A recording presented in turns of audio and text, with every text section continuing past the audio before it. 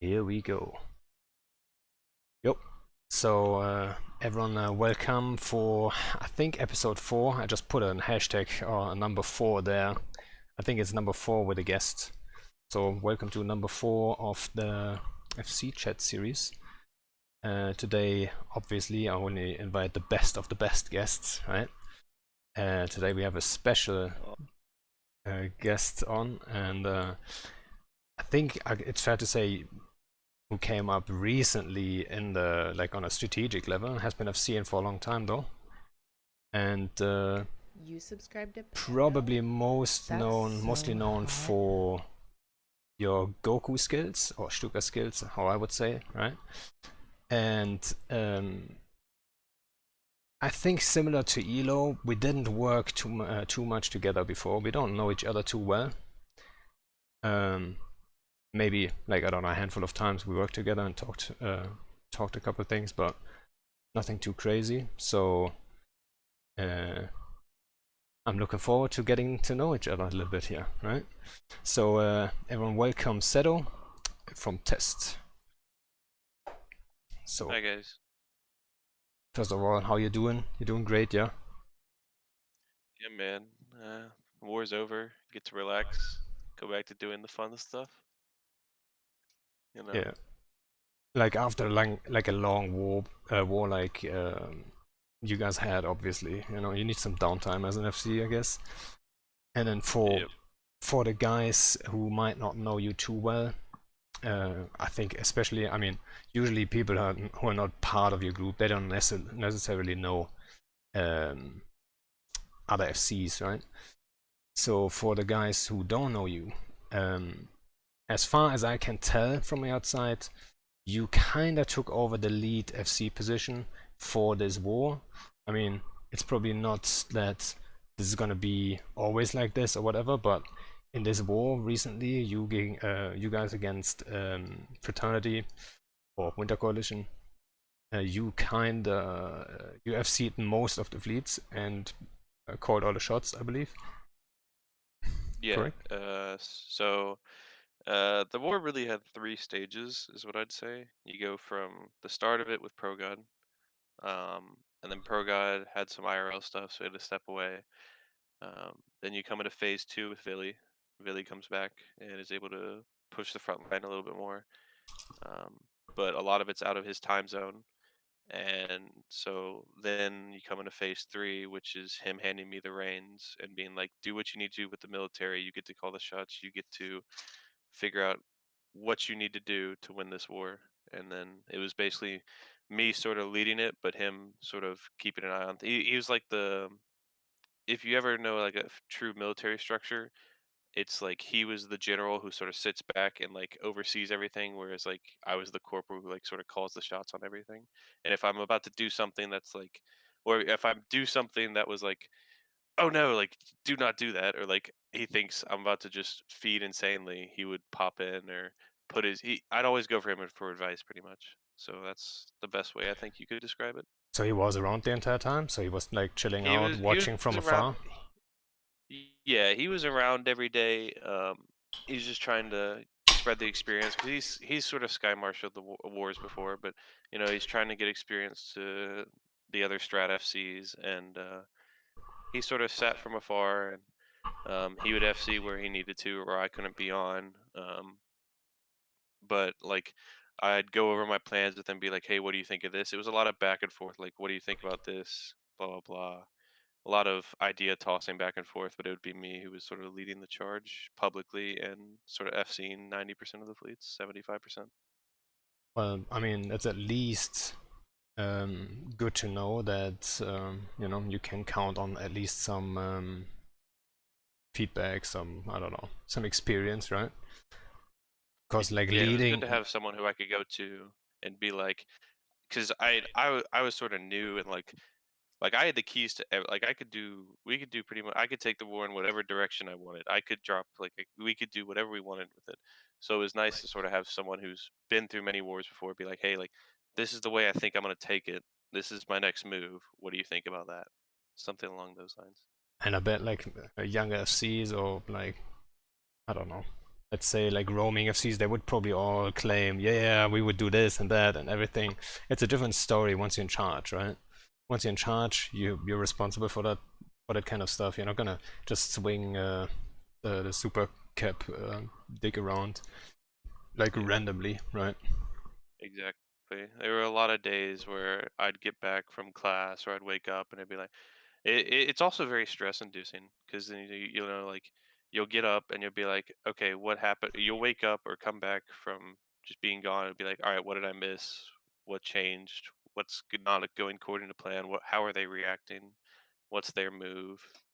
You know, there were a lot of days where I'd wake up and be like, okay, this happened overnight because it's a different time zone. So I'd stay awake late, and I was able to pull like really mean hours. But I'd stay awake probably till 0700, 0800, and then I'd wake up around 1200, 1100, 1300 for classes. And you know, between that time period is was fraternity prime time. So I have to wake up and be like, what did they do in their prime time while I was sleeping? What was their moves to do? So like I'd wake up to some days where they anchored a fort somewhere or had tried to take Sov somewhere when I wasn't around, you know. Yeah, and then also the main FC you were against was very experienced, right? Like having Elo on the other side. Um, and he is probably one of the less predictable guys, right? He would probably make some plays that are weird, so you can't really know everything he's gonna do before he does it. No, it was like I got to a point where I sort of felt like I could get in the mindset of Elo because he just wants the good fights and the good dunks and like you know, you could sort of tell what he was gonna do, but there were other times where it's just, what are you doing? Like, I mean, I could see he would just throw stuff. It's like he threw into right field, like you know, just Well, would stuff would come out of nowhere and you just wouldn't expect it. well, what I always would say is like he probably like he has to take some good fight, you know, or get fights, cause like Yeah, I mean, what are you gonna do if you stay docked every time? Like your numbers are gonna go down over time. Your chances for next time are not gonna increase, right? So you know, yeah. I completely agree. Like it's, I'm not saying it's not that he didn't take fights. It's just that Elo's very experienced. He's very good on the battlefield. Very good going 1v1. Um, was definitely fighting against him. Definitely, I feel like personally made me a much better FC. Um, yeah, I bet. I mean, yeah. But so in general, like obviously, like I think we talked about it before the thingy shortly. Like I don't want to go into the too deep the political route, you know. So uh, yeah, there's a I hot don't want topic, to. obviously, right? Like an elephant in the room. That's just today, like super surprising. CCP changed cruiser, battlecruiser, and battleship warp speed. So, what's your take on that? What do you think about that? I think battleships are going to see a comeback. To be quite honest, because like people would travel very far distances with hack fleets. Um, Nowadays, if you really wanted, you could just take a nester with you, refit you could take one nester with you with the fleet. You could take some battleships, refit their lows for travel, and then you know you could go 20, 30 jumps in about 10, 15 minutes, maybe probably a little bit more Yeah, on true. how you fit them, and then you could refit back to however you needed to be. Yeah, I actually asked in a Reddit thread. I had like a wish list, and one of the things was to increase battleship and battlecruiser warp speed. I didn't even ask for as much as we got. I just asked for zero point 0.5 AU, you know, very conservative.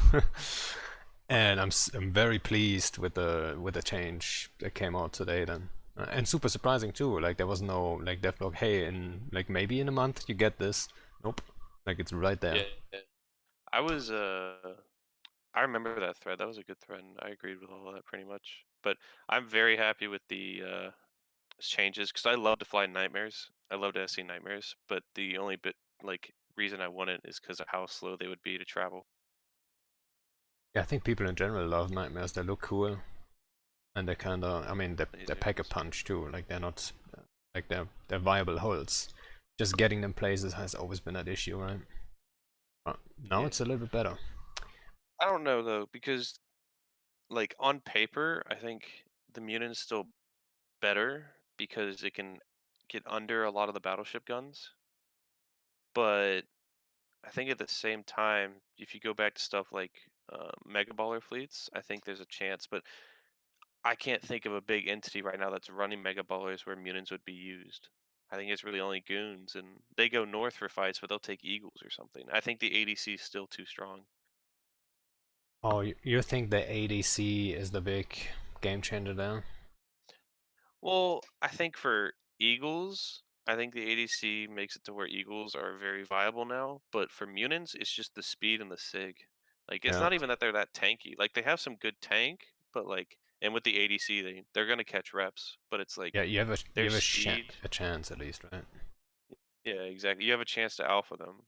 The Eagles, if you take AB Eagles, I mean, you can get bombed, sure, but if you take MWD Eagles, like they're very brick tanky. I Yeah, think the I mean, Munion's still the top tier, but it's like the only way to really nerf that Munion is to lower the speed or change its sig a little bit. But I don't know how you do that. I actually, like a while back, I'm not sure if that was in that Reddit thread, I don't think it was. I think the Munin and Eagle lock range is a little bit excessive too, right? They should be required to sacrifice a slot to reach 100 plus 130, right? Yeah, because with Trimmer, a Munion can shoot to like 110. One. Yeah, 100, not 100 plus 20 or 30. Easy. Emma? I don't remember it off the top of my head, but the Eagle with Spike, I remember when we were using 150, yeah. Eagles in test, we would run sort of like an MWD Eagle with a tracking computer, um, and sort of use it as like a finesse doctrine where you could sort of sit in Spike range but still move and sort of. It's a lot about positioning, and you could shoot Spike at like 150, 160 in a cruiser with still a decent amount of tank. Yeah, I mean, for the Eagle, obviously, that's the main difference between Eagles and Munins, right? It's like the Eagle is the tanky one with more range, but uh, you can't dominate the range. Like you can't uh, force them at long range or short range or whatever, because you're slower than Munins. Yeah, I So mean, if you I think like, if CCP would nerf one of them, they would have to nerf both, obviously, right?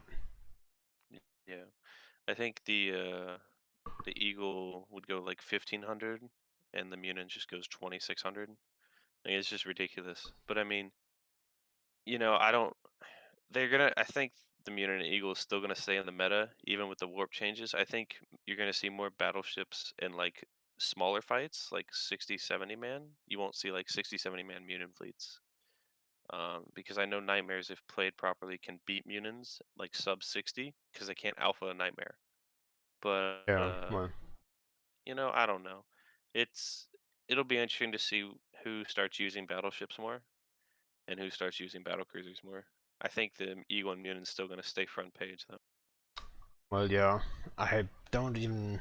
I mean, beside Max and Nightmares, I don't know of any other battleship doctrines. I mean, we fought some Dormies up north, but I think that had more to do with like those people up there, right? So they can assist their drones and stuff. But other than that, I don't see any battleship doctrines around. So, and I would say that's also not going to change, right? I think it's going to be Yeah. Max, Nightmares, and what else? I mean, Leshaks to some Faction degree. battleships are just so much better. Yeah, You know, maybe Bargon fleets are going to be the thing, right? You never know. They're cheap. that's true. I I don't thought know. about I doing that think actually. Instead of the, I think the heavy Stukas, I thought about going shield Bargons oh with my like max god. damage just for the memes because they're so cheap. Like it's almost a crime to not do it. You know what I mean? Because you get the newts and the highs too. Yeah, that could work really well Mm-hmm. for like a. Were you thinking this instead of And super Naga? agile because you have all those low slots. Like you put a shit ton of damage in there, but you still have nanos in there, so you can actually move them around. Were you thinking that instead of Nagas? Yeah, instead of like brawling with Nagas, I would just brawl in Bargons, right? And then whatever we primary would be If you dry could anyway. pull that off, that is, yeah, that's crazy. That could actually really work. I don't know, but then you come Brawling into, but no, polygons. then you come into the issue of you need to be like at 0. Battleships get eaten alive by fighters and hog guns, so it's like, And get bosoned. you know, yeah, exactly. Yeah, so you would have to maintain range to some degree. Yeah. Speaking of bushes, I do want to bring this up because I was Oh just thinking god. of this. Alright. Do you think, since we both do a lot of bush and stuff like that, Hmm. do you think the busher needs a nerf? Do you think that the individual command destroyer needs a nerf? Do you think it's too strong? I don't think so. No. I mean, Because I know some people get very annoyed by the fact that like that one small ship can move 250 ships away, and they're still, if you go A B fit, you have a lot of low sig. It's hard to kill them with fighters, really, unless you have a big swarm of them. Um, I I mean, I get personally the don't think they argument. need a Yeah. nerf, but I don't think they need a nerf. But I know a lot of people just get very annoyed about Stuka and Goku fleets. But I think a Well, lot of that has to do with what they're able to do. so what's funny to me is most people that complain about them have never flown one of them, right? So if you would say like this needs a nerf, I would listen. But like some random guy who has been like who's warping into my bubble in like caracals or whatever, and then is all mad that he gets bombed to shit, or like I can't really listen to that because like I think both of us Yeah. know that any subcap doctrine that's flown correctly with equal numbers will always have the advantage over Stukas or Gokus. And Been there, done that. yeah, if they're flown correctly though, so they have to adjust their playstyle to some degree. And I'm not talking you have to bring like a wing of Chemo Lokis and a wing of whatever, right? No, you just have to fly your shit that you already fly correctly, and you're gonna be fine. And that's the thing, right? So the two of us have a lot of experience with both, with like Stukas, and we gained the experience while like all the other guys in the game didn't know about it yet, right? So they had to learn it first. So we have a huge advantage, I feel like, at least experience-wise. So now the guys that are now trying to learn it, maybe trying to pull it off, they have way more experienced hostile FCs against them. So they're struggling way harder. So most of the people that gave it a shot stopped doing them, right?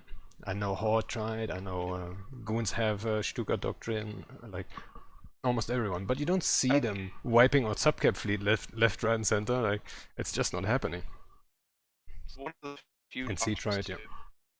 One of the few doctrines that go hit on the super cabin really well. Yeah, I mean, it was like until today, the only viable thing that's like travel speed wise that's actually gonna manage to get on grids, kill some shit, and get out. I mean, now with cruisers getting that extra warp speed and stuff, you might just be able to, get cruisers in and out quick enough too, without getting boson on every gate.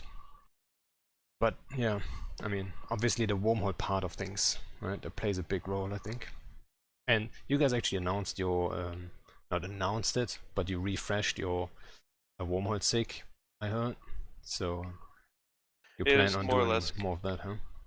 It went very stale during the war because we weren't able to do a lot of Goku fleets. So it was sort of like a flush out and restart. Sort before the war, it was actually really well. I could, we could do a bunch of drifter connections. Um, I mean, but so you know, go ahead. no, I was about to say before the war, that's also when there was only 20 connections per wormhole, right? Yeah, but they also had that. I mean, was there that brief moment where they had like 100 at one point before the Yeah, war, you and know then how they? that happened, right? No, I don't. It was like pre-release. I think I was it love. pre-release? No, no, no, no. All right, let me explain this one. It's kind of funny. So when we started actually doing that whole drifter wormhole thing, we didn't know shit about them, right? We had some info about it, but like the spawn mechanics of things, that are still a little bit, it's a little bit of a mystery, right? So you don't know those drifter wormholes, you don't know when they will respawn, like is it statics or whatever, and they respawn in waves, which is kind of weird, right? So what we did was we rolled every wormhole in one of those drifter wormholes, so 20 wormholes were completely gone, and then we waited and took note of like when do they respawn and stuff like this. So, but there was a guy that jumped into this wormhole while we rolled it and reported it as a bug because there was no wormhole in there, right? There was only that one static, and he thought it's a bug, so he reported that on Reddit. And I actually on Reddit, I actually answered him and said like, I think someone rolled that, but CCP didn't notice and they had no idea what was going on. So some CCP dev tried to fix the bug, which wasn't a bug. It was just us rolling it. So he adjusted the spawn rate. So over time, there was more wormholes spawning over and over and over and over. And like every day, there would be like 5 more wormholes, 6 more wormholes, right? And then like after, I don't even know how long that was, like maybe a month, we had like 150 connections per wormhole. That was just crazy. So at that point, I reported it as a bug, explaining the whole situation because it was potentially game breaking, and I didn't think it was their intention to actually do it, right? And then they fixed it, and it was kind of funny though, right? But have you ever mapped 150 wormholes, 150 drifter wormholes? That's some I hard work. remember one guy. One guy scanned a whole drifter wormhole once and like went through each of them because you have to both 80 kilometers in the scanning ship or whatever to see where it goes. Yeah, And he said it took him 3 hours. yeah. I mean that's Yeah, realistic. For what? For 150 or 100 wormholes or what? yeah, exactly. Yeah, I don't remember the exact count, but it was up there. I think now though, I think it's most people do it nowadays. They just use a blue spy or a scouting in the region and then just check to see, okay, this drifter wormhole in here goes to Videt. I just need to find a Videt entrance in near my space. That's the way a lot of people do it now. Well, I I mean, know that's how Horde does it. yeah, I don't really want to give away like all, but I think it's Yeah, pretty I obvious how we do it. I think yeah. we just map one or two of the wormholes from the inside and then see what we get.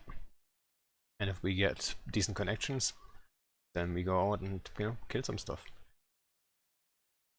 Yeah, it's nice. I think that there's definitely I don't think Stuka and Goku's overpowered. It's just that people who don't know how to really counter it just get absolutely destroyed, and people see that and they're just like, "Oh, it's broken," something like that.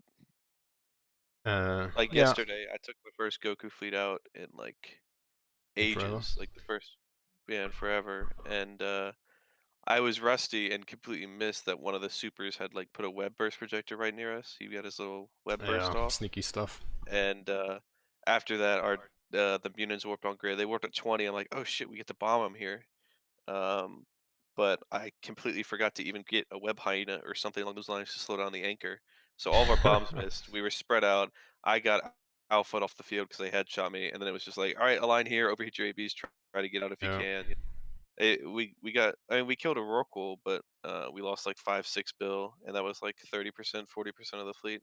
It's a very fun doctrine to fly. I think it's fun for the line members too to Yeah, sit it on can grid. fall apart though, like you said, right? If stuff goes Yes, it wrong, can.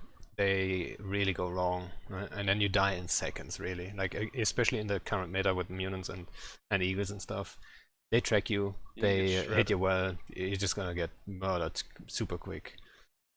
And I remember like at the beginning when we flew them, I engaged Munins over and over again, and I couldn't make it work. Like I couldn't hit them properly and stuff like this, and wiped fleets like 3 or 4 times in a row. People got mad at me for that, right? So yeah, if you fuck it up, The Munins are just too it's quick. fast. It's hard to bomb them. It's very hard, yeah. But if you catch them, they're pretty soft too. Yeah, yeah. Only takes like 3 to 4 waves. Yeah, but like I'm thinking maybe should we settle the whole Goku Stuka thing? I don't know. Explain like what's a Goku fleet and what's a Stuka fleet? Okay, so when the Goku fleet was made ages ago by ProGod, I think yeah, he's the one who made it. This thing used to be flown in like 2009, from what I understand. And as I was FC, or as I was like moving up the ranks, sort of learning more and more, uh, I sort of realized like, hey, they're AB fit, they're extremely tanky because the bombers are decently tanky. Titans struggle to track them.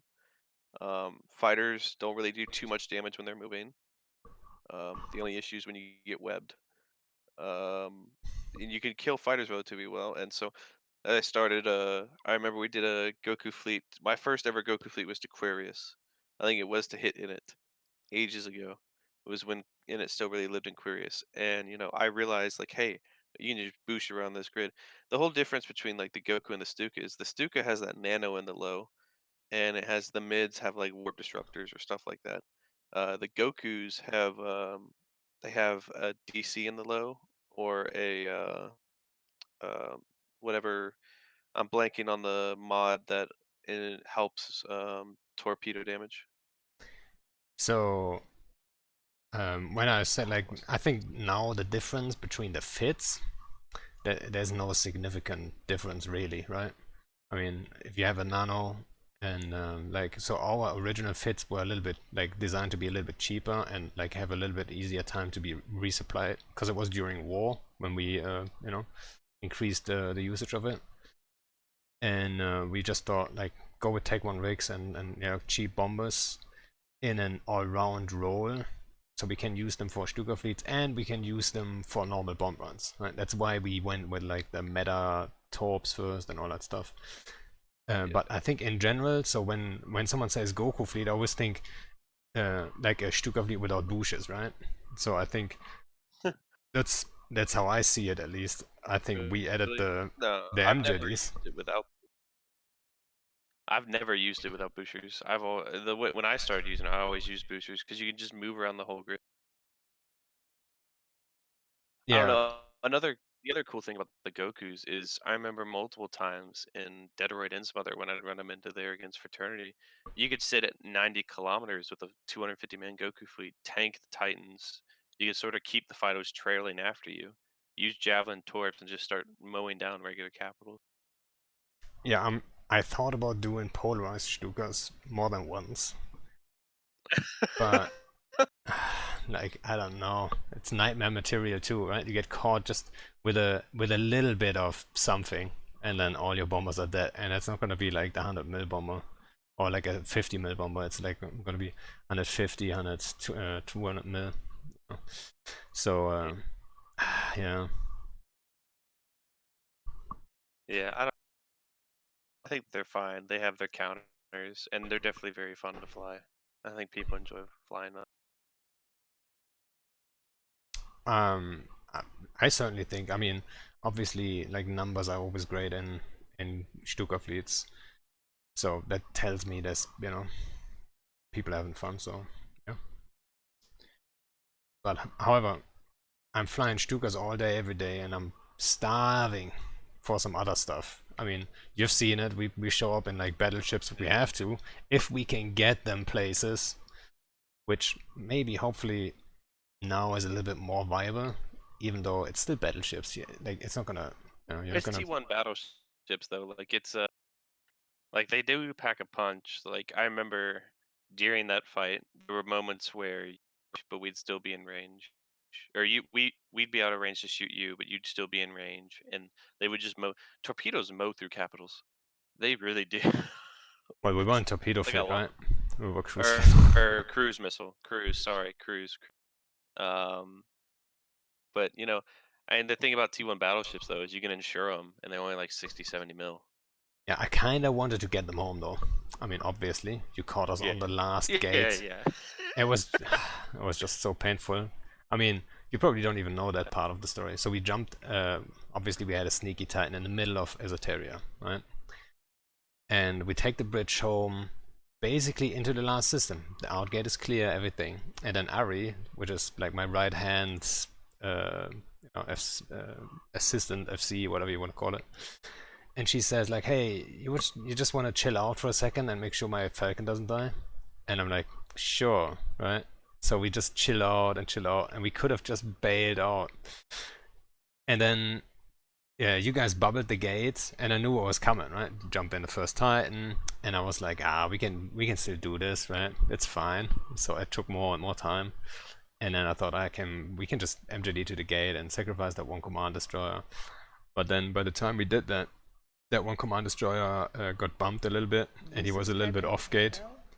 That's And then I so made the wrong call of saying, okay, just burn to the gate. Let's hope for the best. And that boson was spooling up so fast. So it caught us then, obviously. Yeah, I remember I jumped my Titan and saw you guys landing, and I'm like, all right, everyone else come in, because I was that first Avatar on grid.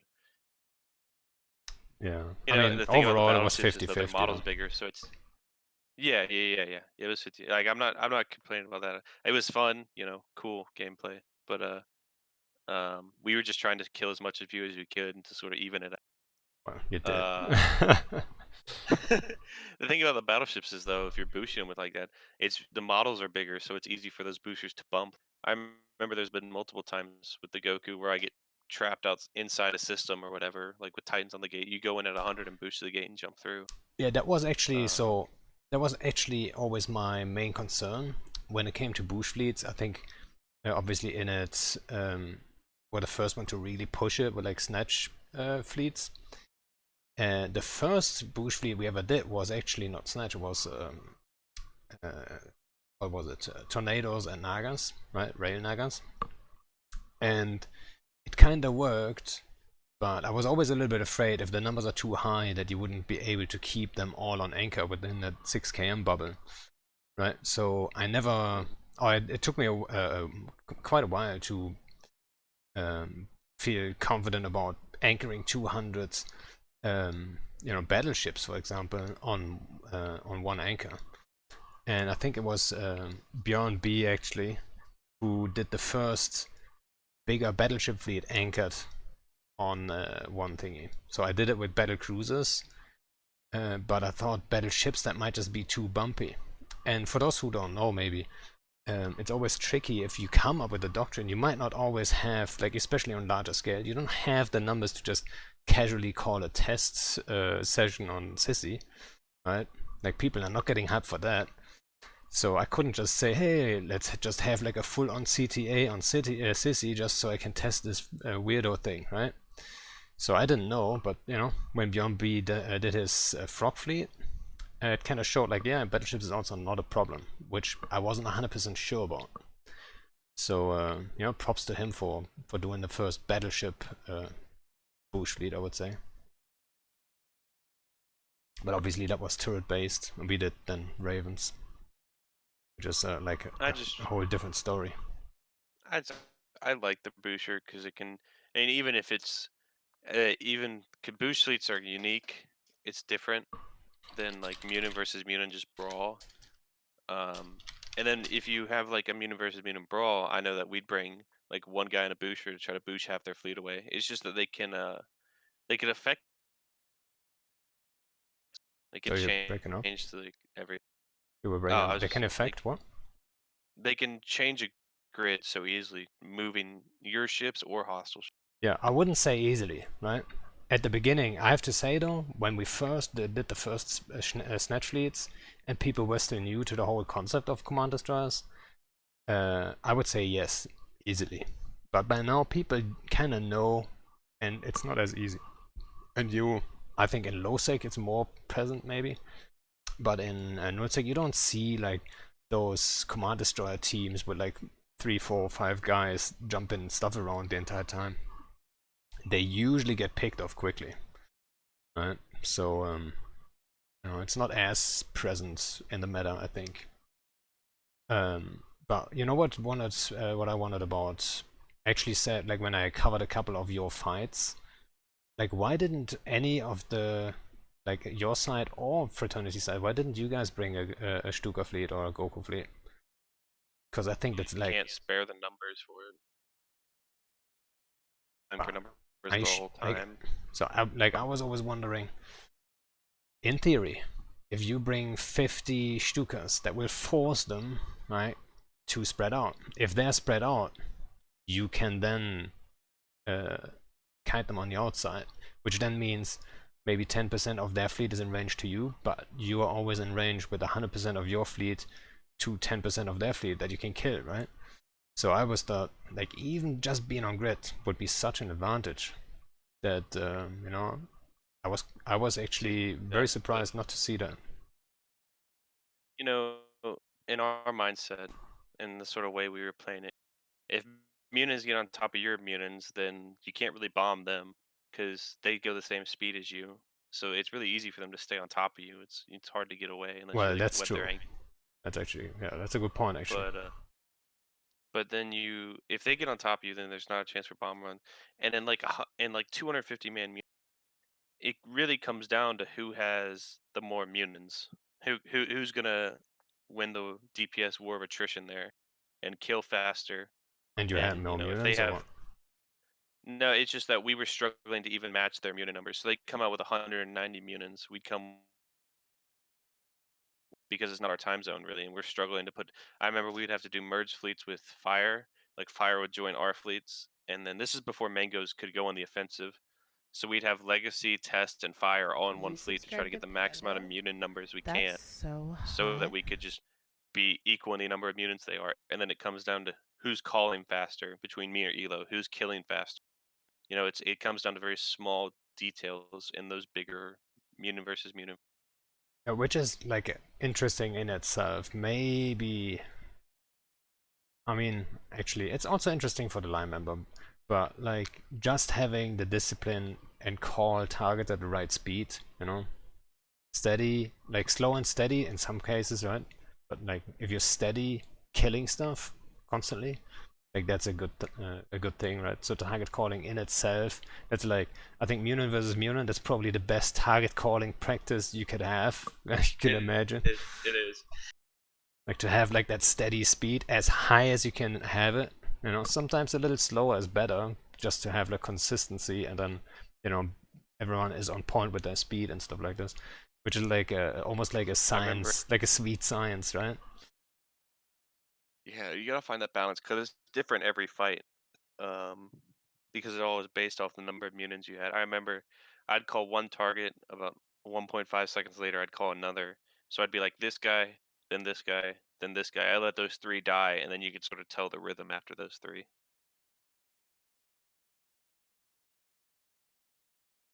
I think that it was a lot of another big factor was that it would be they would do it and we would do it where they have a spy on comms and in their fleet and they would see who we're broadcasting and tell them to ADC. So instead of 20 mutants at close range, it takes Alpha another mutant, takes 60 if he ADCs on time. Yeah, So it's that's like the thing, right? And then you're then it wasting messes up your time. fire. Yeah, yeah, that's what I'm saying, right? A little slower is Yeah. sometimes a little bit better. You have it like also some people like to then, if you call targets a little slower, and then people are like, wait, my gun is ready. Like more targets, FC, more targets, you know. And then you have to calm them Yeah, down. The guys just follow the fucking target and keep because going one after the other. their guns may not be cycling because they didn't get to shoot the previous guy, but Exactly. the other 20 it takes to kill the guy. Yeah. Has been a while. I mean, I'm not even kidding. It has been a while since I was in a fight like that where I could just enjoy target calling. Like recently, I'm just flying Stukas. It's like, Nah, oh, man, I've had too much of that. Give me just something else where it's not just change roles. no like 30% tie dye, you know, calling mutant targets. That's what it would be. Subcap versus subcaps for Entosis fights, and it'd be all right, just calling targets. Who could call them better, and who could do the small positioning better? Because if they scram me, I turn on the AB on my monitor and still keep the mutants going. If you turn the MWD off on the mutant, it loses a decent amount of sig. So then it takes actually like 2 to 3 more mutants to alpha your mutant. Um, that's something I learned about midway through. If I tell the guys to turn their prop mods off, it takes more of their mutants to kill my mutants, but less because they still have their prop mod on. It takes less of my mutants to kill their mutants. So we were using 20 mutants to kill one mutant, and they were using fighting better. Interesting. Small stuff like No, I mean, and you had a good practice partner, obviously. Like Ito is only known yeah. like to fly mutants all day, right? Not only known, I shouldn't say Elo it like that. fighting against Elo definitely made me one of the better, or made me a better FC in terms of everything. To be Yeah, I would guess just that one war, probably like Munin FC experience wise, you're probably up there. I mean, right after Edo, I'd guess. Like who I else has FC and that many Munin, for I can see instance? why he likes to fly mutants. They can be fun to fly if you can kite them, but in the big fights they suck. I mean, it's boring in the big fights, but in like the sub 100, 150, where it's a lot about kiting and positioning, I can see why they're really fun to fly. Yeah, obviously. I mean, and why they're so viable, obviously you can always disengage and all that stuff, right? I mean, we talked about that before, I think. Yeah. No. And someone asked, yeah, we already talked about the warp speed changes, and I think we're both very happy with them. Like, Yeah. I think they actually hit the mark on that one. Right? I think they didn't go overboard with it, and they hit like cruisers, battle cruisers, and battleships. I think I like that a lot. And they also gave them enough warp speed. Right? They didn't go too soft. Hey, what's up, Tiana? Oh, by the way, And for Tiana's those, right. Yeah. yeah, for those who wonder, like next week we're gonna have actually Tiana's gonna be on, and Ari is gonna be on, and uh, a supporting FC from Test, which I don't know yet who it is. You never gave me a name, but Um. Yeah. I can say it if you want, or if you want to leave it a surprise. I don't really care. It is not really. He's not really an FC, but he's major in support. yeah, like who is it? His name's. He actually makes a lot of videos. His name's I Eat Paper Bag. I think I've seen that name before. Yeah. Yeah, he made a lot of videos throughout the war, but he'd always be the one helping me move sinos, helping me get stuff into position in the background, and was a great help just to make my life easier. Yeah, and then Um, so the idea for next week is to like bring those supporting people on and have a chat. Maybe they can share some stories and see some similarities. I'm not sure. Maybe it turns out for me personally it's gonna be a mistake, but hey, whatever. Um, might be fun. And also, I think it's important to let people know like it's not always like it's not a one-man show. Not nowadays, at least, right? I think back in the day, maybe you saw more FCs doing everything themselves, and I think I can still see that in Bliss, like when like for those who don't know, but Sister Bliss like initiatives like leader, and he is also one of the main FCs. He's not as active at the moment, but when he FCs, he likes to do everything himself, and he actually can do that, which is surprising. And I think like back in the day, those FCs they tend to do that way more than like, I think nowadays. that's one of the things that I found out I could do decently well, but there were definitely times where I'd overdo it. I try to do everything as once because it'd be in a weird time zone to where there wouldn't be really that many supporting people on or people who could help me in that stuff. I remember a guy named Dalakar, he'd always help me run the capitals. Um, but like there were a lot of Wait, times where what's his name? Dalakar. Oh, I thought for a second you said Delacourt because I'm not No, that guy.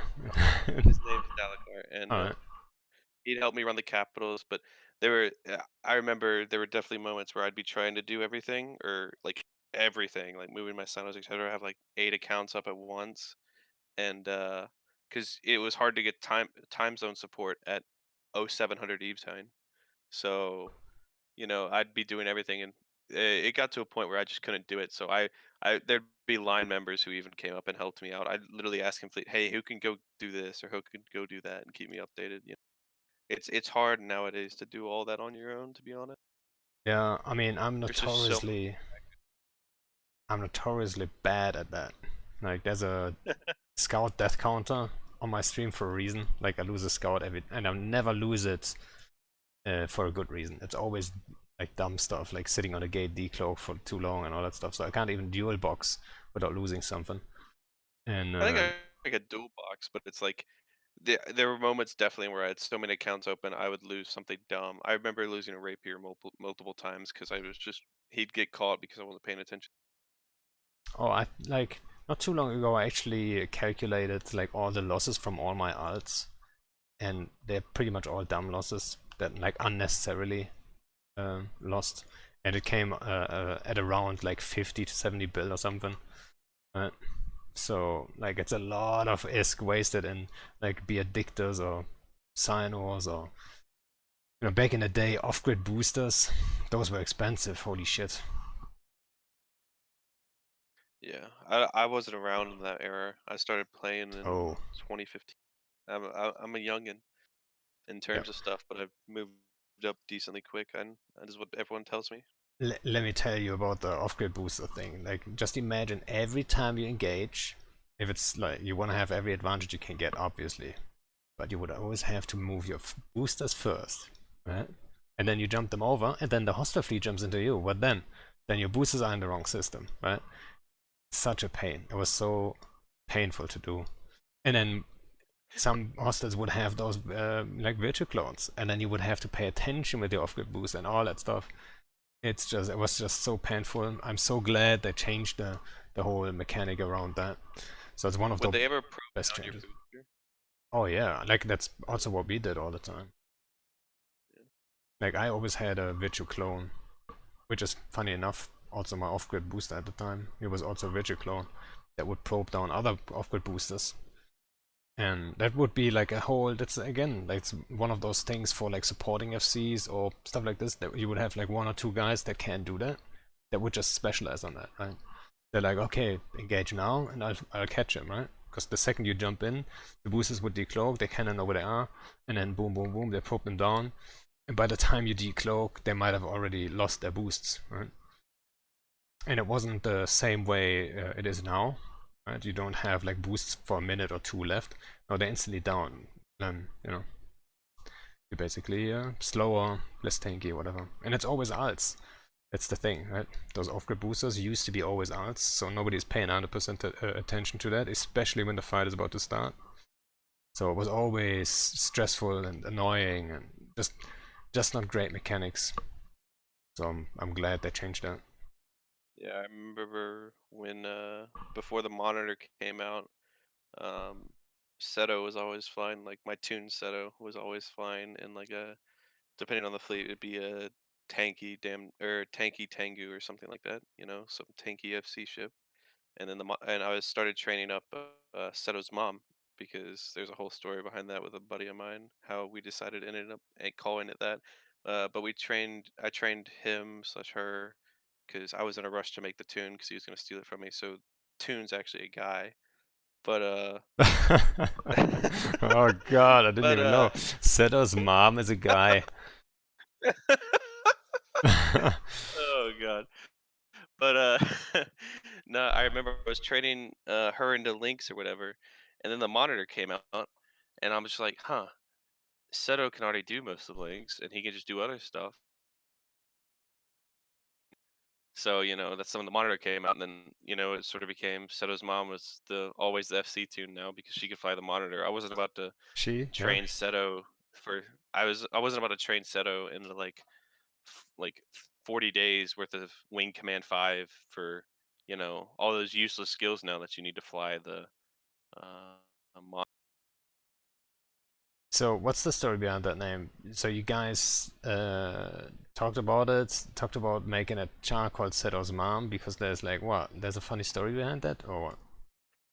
So back in the day when I was still in a corp called Totally in Spaceships, I was still in test. They're actually now in it, Yeah, tits. So yeah, I know them. I was back there talking with Metalloid, a guy named Steel Dragon who's stayed in test. And I was just like, huh, I need to make a new FC tune so I can just fly Seto and other stuff I need him in. And so me and Steel were talking back and forth, like, what would be funny yet like sort of cool to where like I could be like, all right, anchor up on blah blah blah, or the fleet's under blah blah blah. Like keep your range on blah blah blah. And we're just like, what if you just said your mom, like anchor up on my mom, approach my mom, or something like that. And it just sort of became a meme on its own, where it was funny. And so I made the tune, but I was in a rush to create it because the other guys in corp were saying, "Oh no, I'm gonna make it first." So I made it quickly, and I petitioned CCP to ask if I could change the gender, but they said no, and I don't want to Oh, have that's kind to. of weird though. I would have thought Yeah, maybe a gaming company would say like, oh shit, like if someone wants to change the gender like nowadays, we actually have to, make it happen, I I guess. forget their exact response, but they wouldn't let me do it. and I didn't want to have to delete it because um, I didn't want to delete it. It was just so basically it was just because I wanted a name where I could just make jokes the whole time for the fleet and sort of be like, oh yeah, just anchor up on my mom. It's all right. Nowadays I say, all right, fleet's up under my mom, get it, stuff like. Well, all right. So we also talked about we talked about the speed changes, the warp speed changes and stuff like this.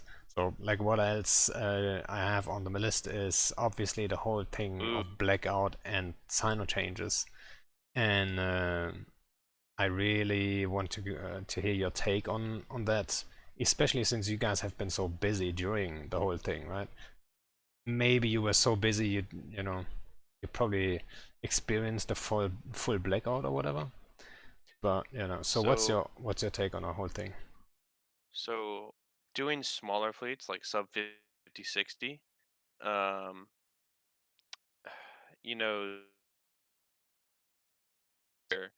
it was me doing hit and runs on Rookools or supers or something like that. It was so much easier to catch supers in Blackout because you never know when a saber's in system with you. Um, Yeah. unless you're hitting D scan. But hunting wise, it was amazing. I loved it. Loved it. Would 100% think that the game needs some form of delayed local for that. But in the big fights, um, you get to stuff where in Tosis fights you have a guy toasting, and you usually have a spy in their fleet, so you know where their main fleet is.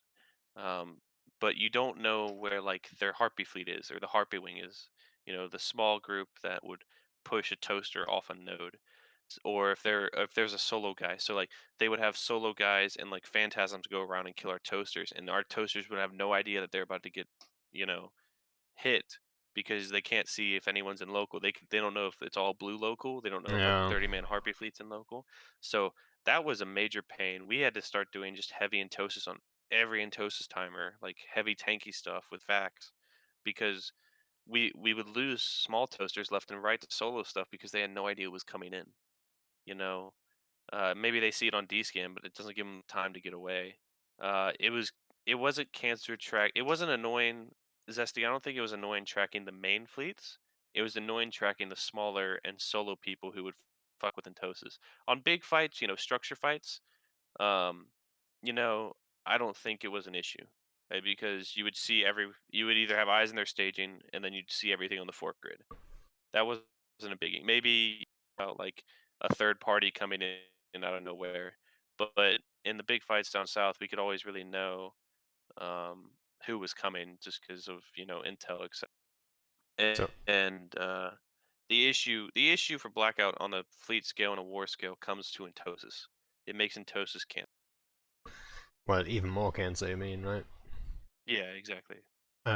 So what I've always said about Antosa stuff is um, there's just too many nodes for any FC to like have like, let's say, a battlefield in his mind, right? So it's always like, okay, dude, 1, 2, 3, you have to deal with the whole Antosis thing, and we're just floating around trying to help you, basically, right? So it's always that like you can't even concentrate on getting a fight and then winning the fight and deciding the timer. Nobody really wants to take a fight, so everyone avoids it as good as they can, and then just, I mean, unless you have real numbers advantage, obviously, and then just focus on the whole node thing, which is completely yeah, painful to do, like painful to organize, and then also like just asking a lot from normal members too, to Exactly. just sit We there had a and orbit a thingy, and then it's like if you need like 10 of them, that's just so painful, I think. Like if there was just like we'd 3 or 4 always nodes like total, like at the maximum, it would be just way better, I believe.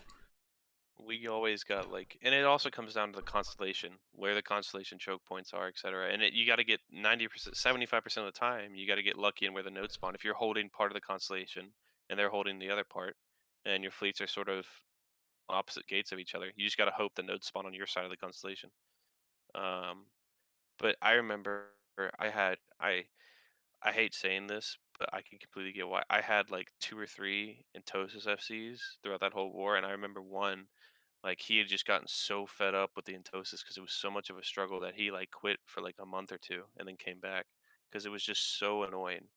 and we got to a point where the war had been going on so long, people just trained in Tosis alts, and Tosis Bifrost or something. Um, and we got to a point where we'd get 10 people set aside to run in Tosis, and then we get another 5 people for like MR Fax or something. You know, it's just with the cancer of Entosis was made 10 times harder with the change of Blackout. And it just frustrated so many people. I had a lot of I always struggle to get people into Entosis. Always, it's Yeah, always I been think hard. we all do, right? I mean, there's no group really. I mean, there might be a group that claims they like Intelligence Warfare, right? Like, what's his name? Not Ragnarbile. His buddy. That PL guy. Harvey Skywalker, for example. Exactly, the peak guys. So they always Yeah, claimed they oh enjoyed it, right? my I god, think it was their thing to, you know. And they never maybe they enjoyed it. believed They it. just knew how much of a pain it. Exactly, but it's a psychological thing. If you think your hostiles have actually fun, they enjoy doing that, then that makes you enjoy this even less, I would say, right? So I believe maybe they believed it even to some degree, but I think that was their thing of simply claiming it's the greatest thing they've ever done and they're having so much fun, and they're basically lying to themselves to, then have the advantage. You know what I mean? Yeah. I mean, that's always the You key know, in every war. Your guys should have more fun than the other guys. Then your numbers will go up and their numbers will go down. It's just how it is, right? yeah. A lot of people, especially old guys, the older guys like Harvey and all of them, this war burnt them out. I think completely because I think it burnt Peak out, and I forget. Everyone's gonna give me shit for this one, but I forget who was the guy that came in and took over the English side of like the English military directorate of Winterco. It was a very Russ Rog, yeah, Russ Rog. I was blanking on it, and I still don't know. I have an idea behind that, but I don't want to get into it because that comes into Eve politics. I want to avoid that. But he came in, and I think it burnt him out too, because he was playing hard for a while and then stopped. I know he claimed to have busy with a bunch of real life stuff, but I think the Entosis burned so many people out, especially in the South. Like nowadays, to be honest, unless it's something really important, it's hard to get people in fleet because everyone's afraid it's going to be a big Entosis thing again. Y- it got. I think the whole war from the extraction from the south was just like, all right, we're tired of this grind. Let's just pull back and rest a little bit. I think that was on both. Oh, interesting. Yeah, I mean, so in Tosis wise, I don't have any experience that goes to like burnout, but I mean, we obviously experienced it too, right? So like we have always been Yeah, careful with that kind of stuff. In the wars, for example, the northern stuff, we always approach it as like this is a marathon. Let's not sprint here, right? So we always try to pace it and then have steady progress instead of like that massive op. Because I mean, that's another thing, right? So if you create like 10 timers that come out at the same time, you can't really get them all done unless there's really nobody showing up to defend it. If there's anything yeah. showing up to defend it, it's just too painful to get them all done. So you can't even get that progress entirely. If you look at the south though, like with fraternity pulling out, I know it's just been a bunch of small groups who just have Entosis alts that have been burning down most of Dead Rain End's mother because it's not being really contested. Oh, I think you're breaking up. I hope they're able to find a balance between the blackout and like a delayed local or something. Because I really I was love the about to ask blackout, that even though it actually. caused a lot. Yeah, I really love the blackout from an FC perspective. Um, I know it caused a bunch of issues, but it helped get rid of bots. It helped a lot So of stuff. I know, like, obviously CCP are thinking about that stuff, right? I mean, that's why they did the whole thing. Um, I know about an argument though. So one argument is that if you put too much delay on it, or if you put any delay on it, um, that it would basically be like Blackout, because every Retter that's in space would get caught then, right?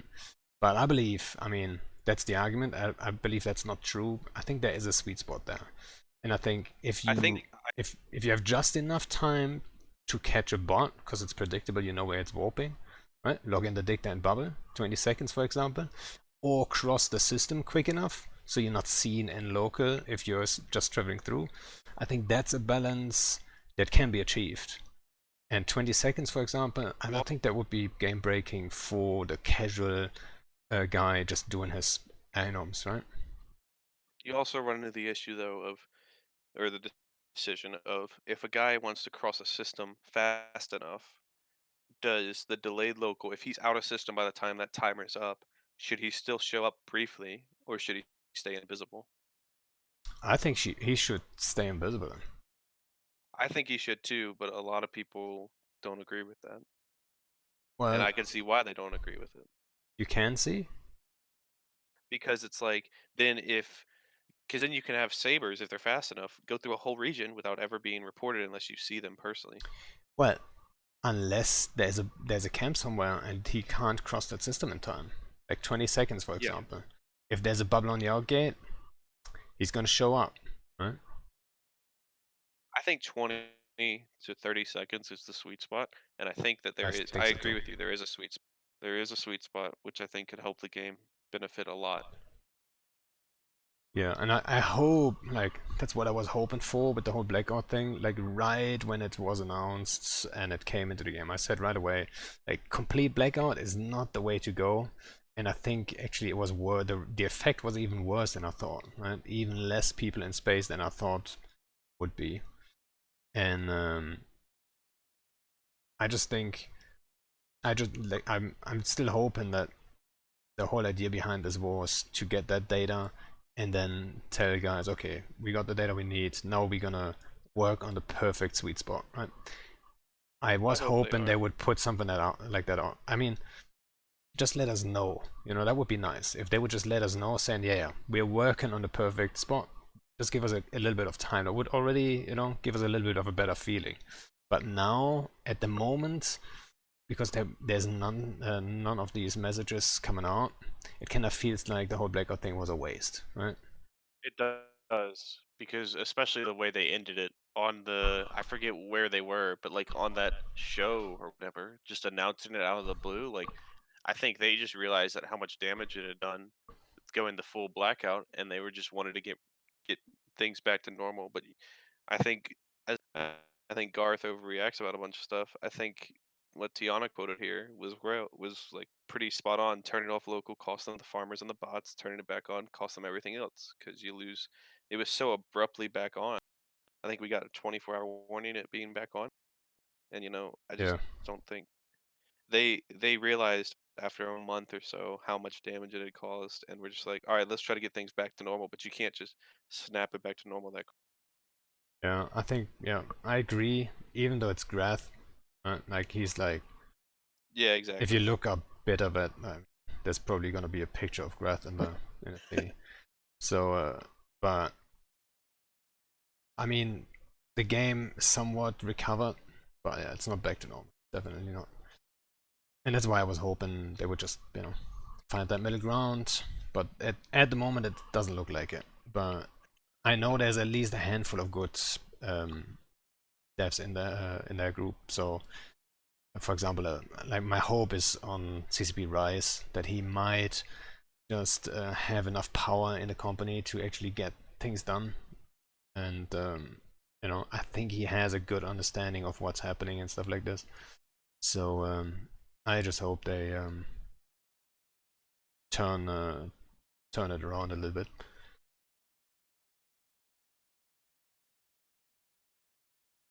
Yeah, definitely. I hope they find a sweet spot because I really enjoy hunting, and like we were talking about the hyper super thing before, I like enjoying hunting with a small group of 20 guys who can do a shit ton of damage if done properly. I've really found that I enjoy that sort of thing.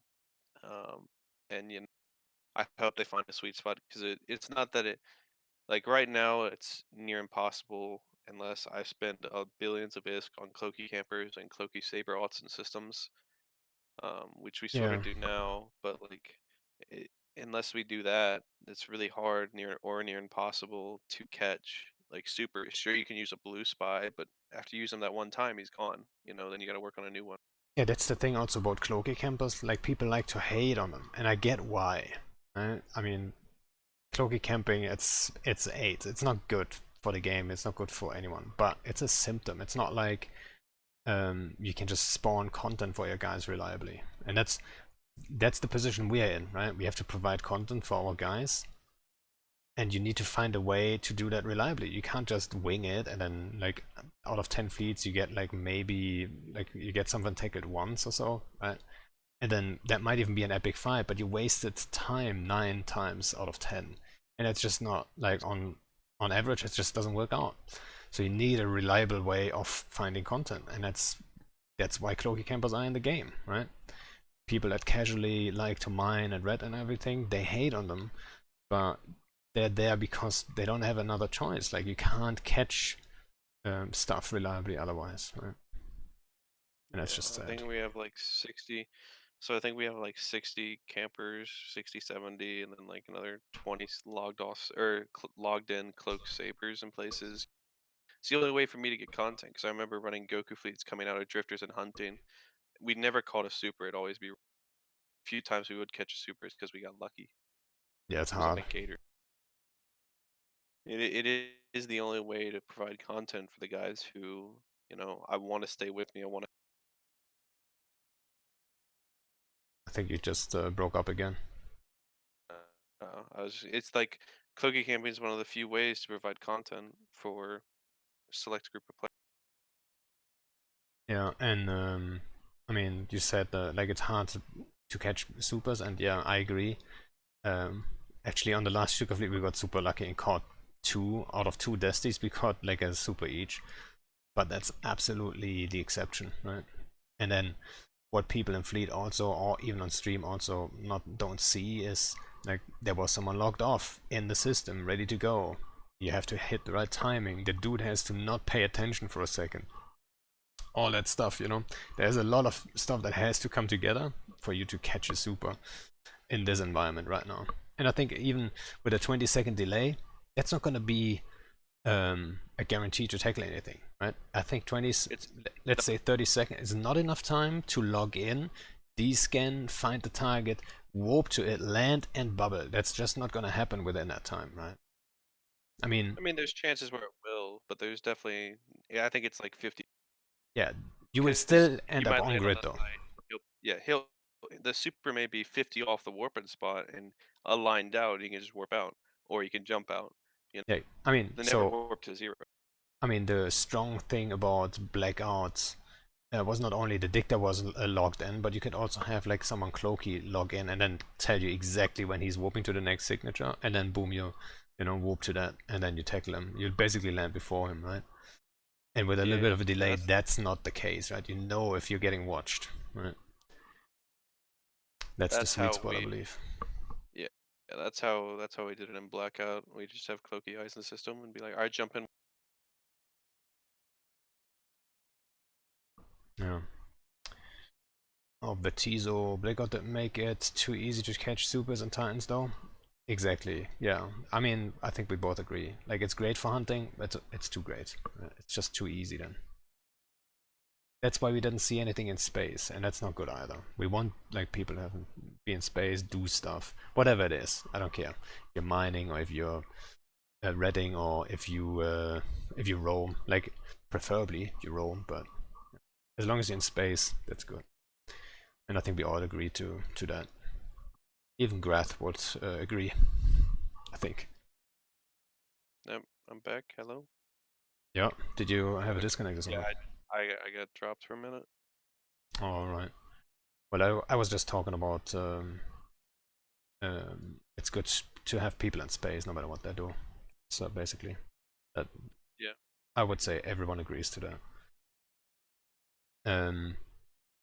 So another thing on my list that I'm trying to get the take on from everyone I'm inviting on is the whole Citadel thing. So for those who don't know, like over a year ago or so, Brisk ran for CSM, and I made a post on Reddit supporting him. and I listed down a couple core issues that I saw, right? And the number one core issue was citadels, and there was like 4 other things, like faxes and all that stuff.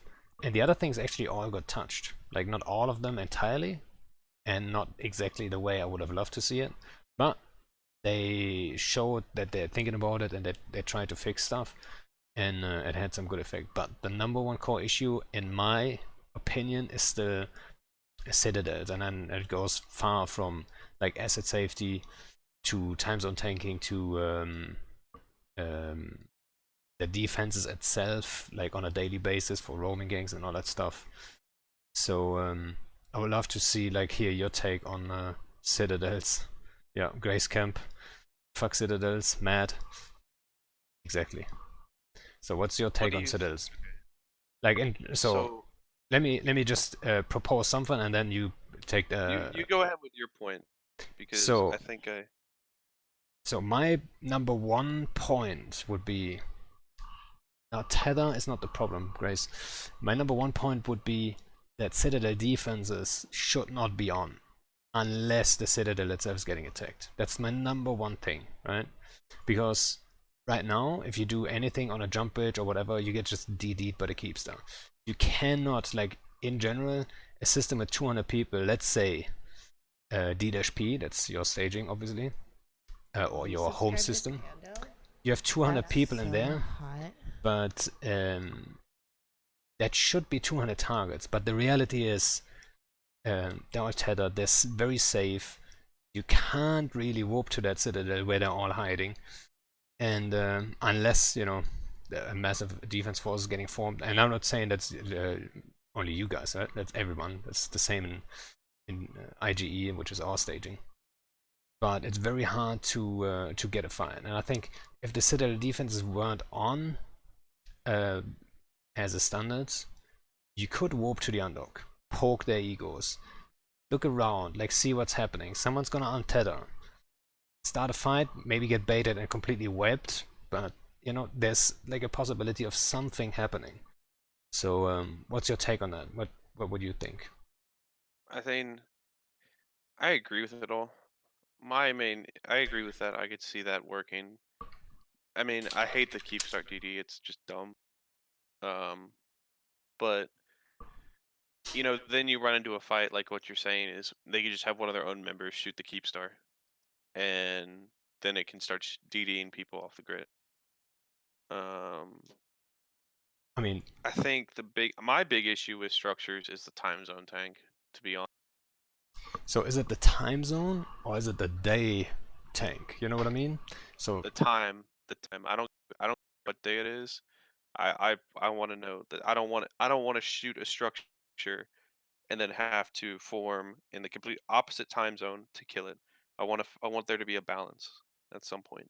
but so the point I was trying to make was, so if you cannot choose the day when it's coming out, then you, like, hostiles could ref your citadel so it comes out at the weekend, still at your time, but at the weekend, so people actually can show up to that timer, or most likely can show up to that timer because it's weekend, right?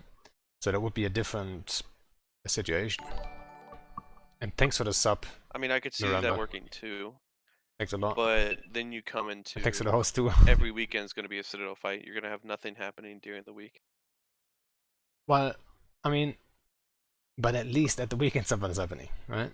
I mean, right Yeah, now I guess. stuff is not getting refed at all.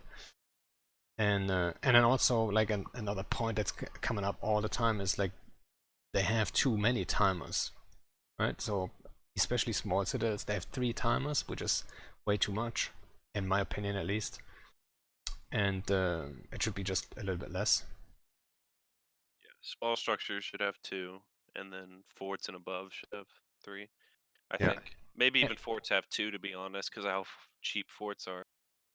So in the Reddit post I made, I don't know, a couple of months ago, I think, there was also a big part of it, and then I suggested having so you ref it, but the first timer that's coming out would be a strong timer. Like, what would you think about, like, a strong timer in between for the large citadels only? So the small ones just get 2 timers, and forts and keepsters So would have a third timer, which is a strong timer in between, right? So have the strong timer for the armor timer, but the structure timer would still be decided by the defender. Correct. I mean, so in theory, my dream scenario is you have your keepstar. I want to ref your keepstar. So you time it for, I would say, you're afraid of us. You know, we're Euro. You're a little bit US time zone heavy. So you would time it for US time zone. It's just say plain 12 o'clock US time zone, right? Then we would come in and now think, okay, the first time we ref it, we can choose whenever we want to do the first ref, right? But the first timer that's coming out is a strong timer. For those who don't know what strong timer means, it's like there's a stront bay. Strontium is like a fuel. And depending on how much fuel is in the bay at the time it's getting refed, that's how long the timer's going to be. So you guys have to decide first how long of a timer do you want. But you don't know when we're going to ref it. So you can guess when we're going to ref it, probably in EU time zone, because that's our time zone. But you don't know for sure. So now we're in the situation, we want a good timer.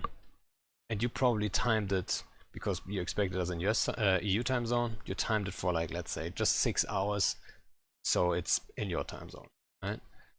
But when we know that's probably what it's timed for, now we can play the game and say, okay, what if we ref it out of our time zone? So now there's an incentive for us to ref it with not the greatest numbers.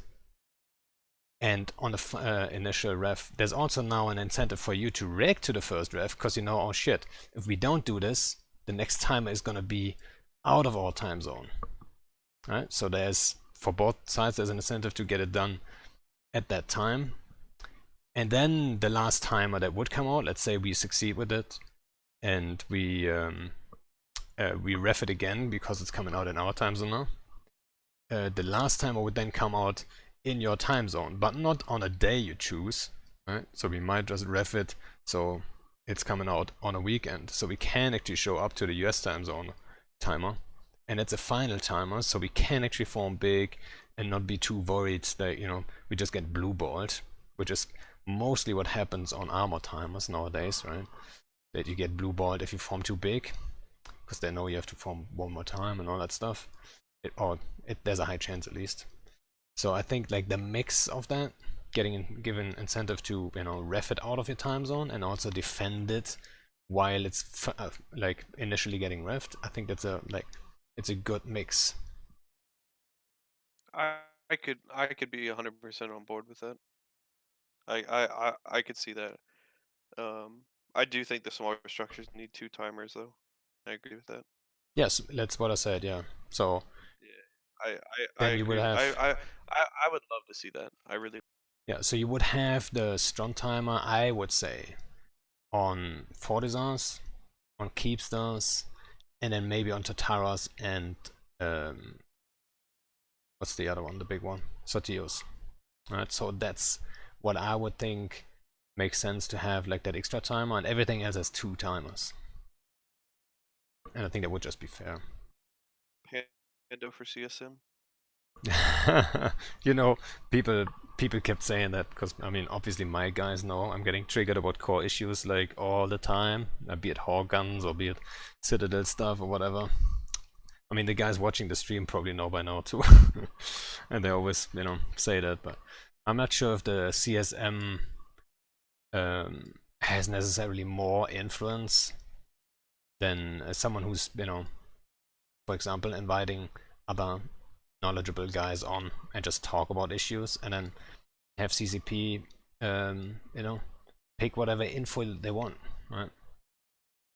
So I think what we're doing here, right, it's probably as useful for them to get information as like being on the CSM, to be honest. I always wondered if they watch shows like these, you know, like the meta show. I always wondered if they pay attention to us when we do this sort of stuff, or if they just block. Yeah, I think, I mean, maybe, right? One would hope. Yeah, so maybe I'm always aiming for like an FC chat kind of thing to be like around the 2 hour mark, right? I think that's like a good mark to hit. And it might be a little bit too long for them to, just listen to some space nerds. But I certainly know if you put up a good Reddit post that they read that, right? Because it's condensed, the information has to be like a little bit condensed, and then they can read it at that time, whatever, right? And then not spend 2 hours. So I think that makes total sense. Yeah. But yeah, but I can totally see them hear about it. You know what I mean? Like people, like other people in chat might just think about stuff like, let's say, asset safety or citadel defenses or time zone tanking, and then they bring that forward to them too. And it might be the CSM guys doing that, right? So there might be like a middle step. I don't know, but I think it's just important to get the word out on some stuff. And I think a lot of FCs agree on most of this stuff we talk about. Right? I'd be very surprised if like FCs wouldn't. Right? Yeah, because we all struggle with the same stuff. Exactly.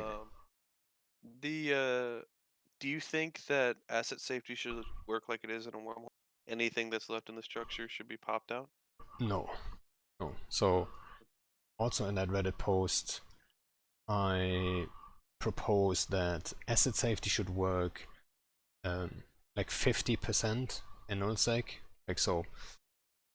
And before you jump up, or people in chat jump up, so 50% of your stuff drops basically. Like everything has a chance of 50%, just like your ship. All the modules have a 50% chance to drop, and the other 50% go back to asset safety, just how it is right now, right?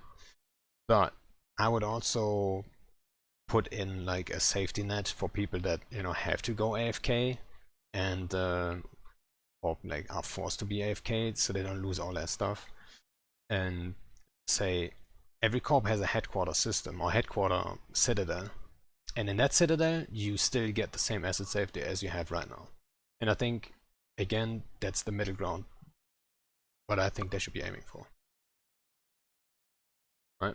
Do you think it should just work like a normal loot drop where it's just random instead of 50-50? Yep. Yeah, well, it's randomly 50%, right? So you have like a 50-50 chance Is of that what stuff the drop. drop rate is?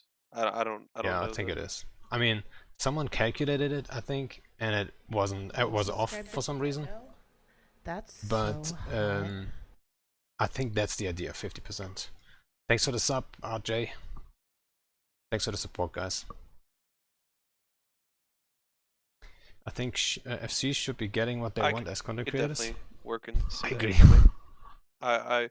I'd be on board with that. I think the fact that you can go for a citadel like that and they can just safely get everything out. I don't know. I think asset safety definitely is an issue, but I honestly think that personally, I think that the timers is the bigger issue, not what's in them. It's the timers.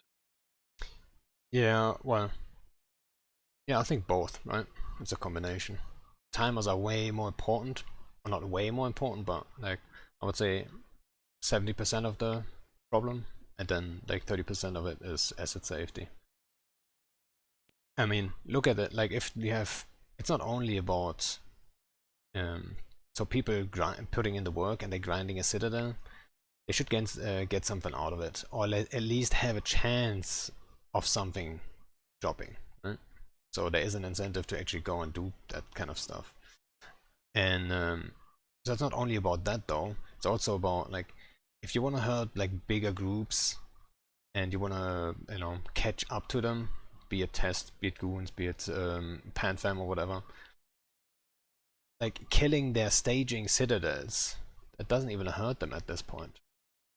I mean, it doesn't matter at all. And even killing everything around big groups right now, that wouldn't even do anything for you because like it all goes to asset safety. So basically, loss is like what, 10%? That's just nothing. Nothing drops. There's no incentive to do it for you, and you really don't hurt anyone. So that's what I feel. And then you have to do it out of your time zone too, right? That's why I feel the combination of all that. That's why we don't see people go out and hit citadels and try to take stuff down. And I think that's very logical too. Hmm. I agree. I agree. I don't know. There's a middle ground for it. There's middle ground. Everyone's gonna have their own opinions, but Yeah, again, I I think if what we've talked about was in the game, I think it would make the game better. In a more content, more stuff to happen versus just sit back, crab, and wait for Titan. yep, more activity. Um, so I also wonder, like, we talked about like having influence, like CSM stuff and stuff like this, and if they read like Reddit posts and stuff. I think one other way to have influence on them is probably being on an event. And like, have you ever been on one of the events, like FanFest wise? I've always wanted to go. Um, you know, I so I went down to hold on. Sorry. I've always wanted to go to those events. Um, I've been like talking like Billy and all the other guys, being like, "Yeah, I'd love to see you here. I'll try to make it work." But a lot of it doesn't work because I'm in school right now, so it's hard for me to really get away like that. Working on a school budget. And I remember I went down to New Orleans with my fraternity that I'm in. Let's see, this past summer, and I got to meet the alliance leader of Warped Intentions, who's actually been a good buddy of mine. His name's Minerva. Um, Warped Intentions is a small legacy alliance, but they're really good. And I got to meet him, and it was really cool to meet him, see a different perspective. Meet him in real life, and we talked, had some drinks, and I'd love to go to one of those events. It's just hard to fit in my schedule personally to spend that kind of money. Like, where are you actually located, if I may ask? The U.S. Alright, so you're probably pretty far from Vegas then. Yeah, I'm on the eastern seaboard. So, I would say Vegas would be fun to go to, but like with how my school schedule's lined up, I could make it, but it would cause more trouble than not, and I don't really have the money to do it. But once I'm out of school, and if Eve's still around at that point, then I'd love to go to one because it'd be cool to meet all the other big faces in real life. Yeah, so I've actually never been to any of the meets, the official Eve meets. I was on Init meetups though, and yeah, I can just say like I can just recommend that for anyone, right? If you have been with a group for a long time, that's the best ever, right? Like you walk in a room, for example, in this case, last meetup was just super awesome. You walk in a room and all these guys, you know all these guys. You just don't know who is who. It's just the best ever, right? And then you have a beer with everyone. Um, and then obviously, I mean, as an FC, you have it even easier, right? You can like it's so easy to connect to people then because they all know your voice and they kind of know you, and like it's that's the best. But yeah, I'm gonna be in Eve London actually, like so for the first time an official CCP event, and yeah, I'm gonna have a look. Yeah, I know that there's some like Eastern meetups, and all the board guys have been POing me like, "Hey, come to Vegas. You can stay at the board fort, etc." And I'd love to go, Bored for. man. I just cannot fit into my schedule. Yeah, that's what they call it, the board fort. They rent out like a 30-person like house, and they call it the board fort. That's um, awesome. you know, I'd love to see it because I spend a lot of time in this game. I put a lot of effort in. It'd be cool to see everyone I work along with.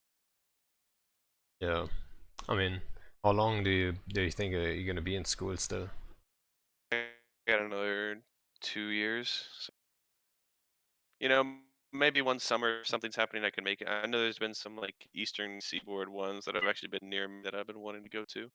Um, we're gonna end up back in New Orleans, and there's like a Discord for a bunch of the New Orleans guys who live down south down there. I know Doom lives over there that area, and I meet up with Doom and all them at some point. It'll probably just organically happen, but As of right now, I have only ever met one other person who, or actually two people. Do you know DJ Alderod from PL? No, I'm actually, He's which might be surprising, I'm actually not that like deep into the, what do you call it? I don't know that many space. people outside of it. Yeah, Yeah, the space that's famous people. fair. That's fair. I don't even know most people. So DJ Alderod took over from Doom Chinchilla when Doom quit, so he took over that corp and sort of is a big name in PL now. And I got to meet him in Vegas, or not in Vegas, sorry, in New Orleans too. That was fun. So I've met two people in the game who have played Eve like that, and it's been cool to meet them in real life. And I'd love to go to another event and have a one-on-one with a with a dev or something, especially as like a younger sort of, I guess, influencer sort of perspective. Uh, um, but I guess it's not going to happen for a little bit. It's kind of weird, right? Like the average age, it's very apparent on meetups, for sure. It's like I'm not sure. I wasn't the youngest on our meetup, but like the average age was probably around like I don't know 38 or something. Exactly. Like I know it's I'm young and I play this game, and a lot of the people who play it are like 6, 7 years older than me. And I just find that crazy because I enjoy this game, and I feel like there's a group of 8 people in my age demographic who would love to enjoy it. And it's just hard to find them. I definitely know that I've met a lot of line members who are about my age number, and I'm not calling you old. I'm just saying you're older than me, and that just amazes me that you guys are like. When I think of video games, I grew up playing them, fourth, fifth grade, 13, 14 years old, playing with the Nintendo DS. And now we're where we are now. And it's like, I feel like, I don't really see that many, at least in the environment I'm in, I don't really see that many people over the age of like 26, 27 really play video games. And then I'll hear people who are like mid 30s, and then they release that age demographic where like it was people who play Eve are in their mid 30s, and I could see it because it's a player driven economy. There's a bunch of spreadsheets involved. People are like that. People like that. Um, but I just it amazes me that the mid age demographic for this game is 30 because I feel like it would be much lower to be honest. I You met feel one like it was guy. lower? Well, I I that's feel like it interesting. would be. I feel like it'd be around like the mid 20s. I think the average. What's the average age for Eve players? 35, I would say. I think they released it once. They said it was like 35. So Right, that makes sense. I did meet one guy who was like 60, 70 and playing Eve. I'm like, that is awesome. That is awesome. Yeah, we had like a corp dino. That's what we called him. Uh, like he is not active anymore, but he was like 63 or something. That was already like it was fairly old, I would say. But yeah, Yeah, I remember when I first joined Test with Metaloid. Well, I don't know if you know him, but I mean he's in it, so that's why I'd assume you might know him. But I know I know the name. Yeah. yeah, I know he's got kids, etc. And I would be at corp comms with him, and you could hear his kids in the background. Oh, we have that all the time. Like all the Yeah, time, someone has to go AFK because kids. Like that's basically exactly. that's very Darn. normal nowadays. And like it just amazes me to think that my dad right now would be in the normal age demographic to play Eve. That amazes. Yeah, Norman in chat, kids. Tiana, kids. Uh, Miranda is probably working on it. Uh, like just looking at this. Look back, kids, right? Maybe not Yeah. Back in as young and I stuff. played at Eve spreadsheet similar, and Eve's an amazing game. That's the whole reason I've stuck to Eve because of the community. If Eve didn't have the community it did, and the interactions with people you might never even meet in real life, but you spend hours with on a game, and you're crabbing and talking about issues. If it didn't have the community it did, I would not be as interested in the game as I have. Well, I would argue if it wasn't so social with the community and stuff, the game would be dead. Actually, 100%. I don't want to be like I actually see myself as one of the more positive guys. Like yes, I criticize the game and sometimes CCP and all that stuff, and I think Like I'm outspoken about like changes I want to see, but yeah. So that's at least what I think. hmm You know, because of that, it has kept me. It is meeting these people and wanting to meet more people, and the aspire to be better is the whole reason I've tried to be a better FC. I put more hours into it. I put ungodly amount of hours and ungodly amount of like lack of sleep into this past war because I was dedicated into it. That the community is what I was dedicated into.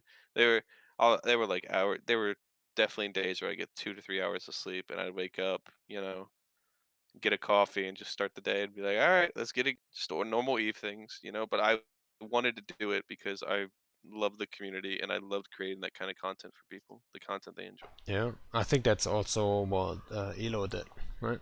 Like he didn't do it because he thought He like, did oh, the this same. is, yeah. I don't think anyone's like was in that war because he thinks like, oh, the other side it's like the true evil, like and stuff. Like no, they want to make stuff happen for their guys, right?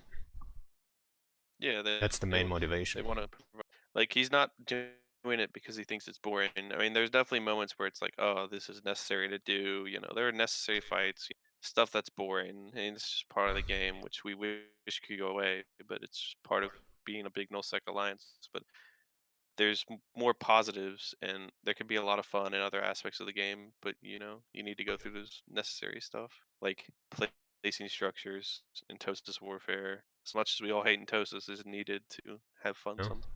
Yeah, I know, for example, in Elo's case, that he went out and did it himself, right? Like he did himself travel around with an alt and started toasing and all that stuff.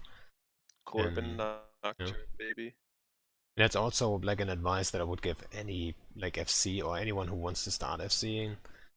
Like when people see you put in effort, they're more likely to join your fleet, right? Because that's the number one thing FCs that are coming up wanna get is numbers, numbers, numbers. But put in efforts and then maybe deliver some results too, obviously. But like if people see you actually putting in work yourself, then they're more than willing. There's tons of helpful people, right? And again, next week is going to be the supportive thingy.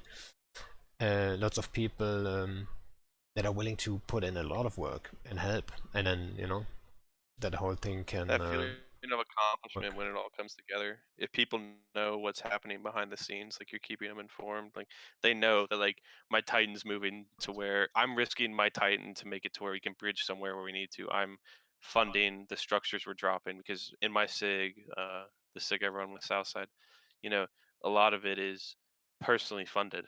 All the structures we drop is personally funded. The campers I have camping cash and um, uh, Outer Passage right now for content is dual funded by me and another guy who's in XIX. He's Russian. Like, is dual funded. We do a lot of it personally so that we can have cool dunks, fun times, fun events.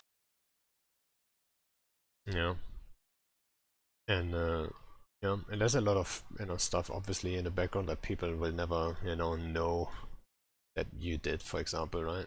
For example, the perfect thing is the whole wormhole mapping thing, right? I'm always very vocal about it. Even on stream, I don't hide that much. Right? I don't even put a delay on so people can experience and get a feel of what's happening. But then also, like, I'm vocal about like the wormhole crew. That's what we call our guys mapping wormholes. But at the same time, I'm in that wormhole crew too, right? So I'm putting in my own work too. And at the moment, I'm just probing most likely.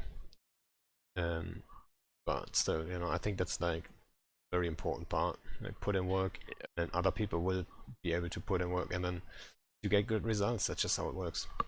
I remember I created a scanning tune and threw it in a wormhole from when I started doing Goku's. And, I'd spend an hour scanning a wormhole and then do it on my own. It was all on my own. And then more people volunteered to do it. And then the war happened. I couldn't really do it. But now it's back to people realize that it's going to take this to get content. So some people are willing to put forward that effort, and I always say thanks to blah blah blah for scanning this wormhole. Everyone thank this guy for finding this wormhole, something like that. Appreciate a little appreciation goes a long way. Yeah, I think it does. And like in general, also when it comes to, I would say, inexperienced FCs that might have watched too many old videos, you know, they might just treat their guys the wrong way, right? I think that happens a lot of times, that they're too aggressive with people and stuff like this, that they're too demanding, and you know, and then shit on people, call them even names or something, right? It's what I think an absolute no-go, right? And it happened to me before. It's not like I'm perfect and I'm never, you know, lost my temper or whatever. But I think like the way you treat people, you know, it shows at the end, um, you know, with your numbers in fleet, basically. That's what I think, at Yeah. least. Hey, the numbers in fleet show if people enjoy flying with you. Like if you're gonna be a dick to your fleet, then like, you know, you're not gonna people aren't gonna show up to come fly with you then. But if you like provide content and you know you crack jokes during it, you know you give them a good time, then you know if they have a good time, then they're most likely to come back. And the more people you have come back, I have to say though, sometimes, I mean, it's not in my personality to joke around that much. And people who watch my streams every now and then, they might know, like, it's just not me. Right? Like, You subscribe to they're I might definitely drop something That's here and there, so but hot. like, you know, I'm not gonna, you know, try to put on a show or something. yeah, And yeah. Like, it's not about like putting on a show, but it's like if you're in the wormhole, you know, like waiting for something to happen. You know, I'll crack a joke every now and then. Or you're traveling home, like I'll crack a joke, but it's not like there people can definitely the line members in Test and Legacy can at least vouch. Like there are definitely moments where I'll be like, hey, everyone shut up, or like I'll get a little harsh, be like, hey, shut up, focus up. Like this is about to be fun if you take it seriously. It's about to be good. Like we're about to have a big fight. Like focus up. You know, I think there's a balance in between. yeah, as to everything, right? There's always a balance. Like, I mean, too soft is also not too, like, it's also not great. Because obviously, like, what I hate is if, like, not when someone makes a mistake. That's one thing, right? Let's say we're in a Stuka fleet and someone bushes by accident. Happens, you know. That you can do like 1,000 Stuka fleets. That will still happen. What I hate is when it's an attitude issue, right? Then I get mad because like when I can tell that dude didn't make a mistake, or he made like the 5th mistake in a row because he simply doesn't care, and there's 150 dudes in your fleet and they all suffer from it to some degree, right? The entire Yep. fleet has to suffer because that one guy's attitude is just so off and he doesn't care enough to, you know, pay attention to his stuff. That's where I actually get mad. I would still wouldn't rage at people, but you know, I definitely look at who it is, and that name is on my list, right? It's just Yeah. how it works. Because one person can ruin the fun of a lot if he doesn't take it seriously. And Tiana brings up a good point. It is a touchy subject. People come if you're a good FC because then it's like, you know, he gets good fights. You know, I enjoy going with him, but he's a jerk. I'll Yeah. just ignore the jerk part. Some people can ignore the jerk part. Other people are just like, I'm never flying with that guy again because he was a jerk and I'm So, trying to enjoy the game. but now, so the argument is, if you're a really good FC, then then they join anyway. You can be a jerk too. I would say though, if you're a really good FC, it's almost impossible to be a complete jerk, because that means if you deliver content, you must have put in work. Like you don't just start playing Eve and then you're like the best FC ever and you're a complete It's never jerk, handed to you. right? So like you must have had like some work put in, and I'm not saying it's like um, there's no jerks out there getting good numbers in their fleets and stuff, but I think to some degree people see, okay, that guy might come across like a jerk, but he's putting in work, he's trying to help us you know, get something done or just entertain us, and then they're thankful for that, so he can't be that much of a jerk, right? That would be how I see it, if someone gets good Yeah. numbers done. And I think if you have to have your fleet like go to if they have to jump 20 or 30 jumps, you sort of have to, I guess, explain why. You have to compensate why you're asking them to do that or do Yeah, that. yeah, that, I mean, that's always like, you have to respect people's time. And that's another thing that you know, you see probably with like newer FCs, they they have kind of Sometimes I an think the idea newer what they FC, want to do. Hmm? Say what? and that annoys me. And I think that there's definitely some of the older FCs who like to take things like slow and steady, and they'll get in arguments with me. There's a couple FCs in test who be like, "Why'd you go do this?" And I'm like, "Because it was the right move." Or like, it's not even that. It's like, "Hey, like slow down, think about your options here." But personally, as like a younger guy, I make decisions like very quickly in my head, and sometimes I'll make decisions without even telling And then them you're do this and wrong, like why you want to do that. and then you get mad. Yeah, they'll get mad because it's like I'm pretty bad about like communicating what my plans are, especially during this past where I would make 90% of my decisions in my head and I'd just be like, "Hey, go do this." And then it's not even that they get mad. A lot of the supportive FCs will listen, but like the guys who are of sort of feel like the I guess the guys who have that mental attitude of like, "Oh, like I'm as good as him. Like I don't think he should be making this decision," or something like. I don't really know how Yeah. to describe. I mean, that's always a problem in FC teams and bigger groups, especially in bigger groups, that there's like egos in the way.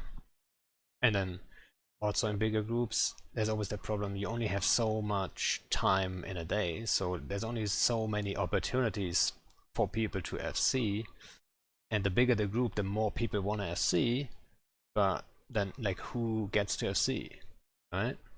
So there's Yep. always going to be, especially in big groups, there's always going to be people that would like to FC a fleet, but they have to, stay out of it because someone else is actually in charge. And then they have a hard time following the lead because they would do it differently. And it might be better, it might be worse, but it's different, and that's bothering them. Everyone FCs differently. Yeah, there's no one set way to do it. And the guy in chat brings up a good point. Constructive criticism is a good thing. I agree, it is a good thing.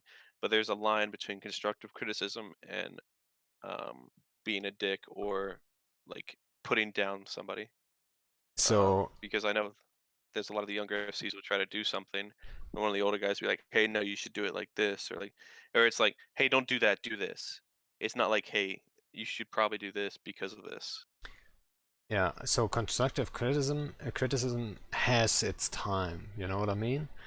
Like if someone starts criticizing your way of doing things or the FCing or whatever during the fleet, that's always bad. Or right after, like let's say you make a call and you took a jump and you shouldn't, and you web the fleet, right? And the second you get potted home, someone tells you, shouldn't have done this, I told you so, right? That's not constructive criticism, No. right? That's as fail as you can be, right?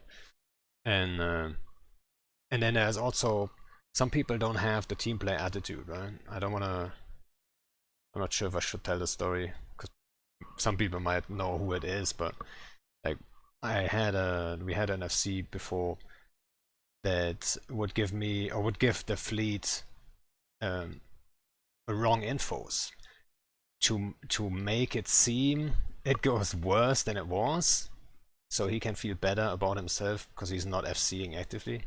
So let me explain this.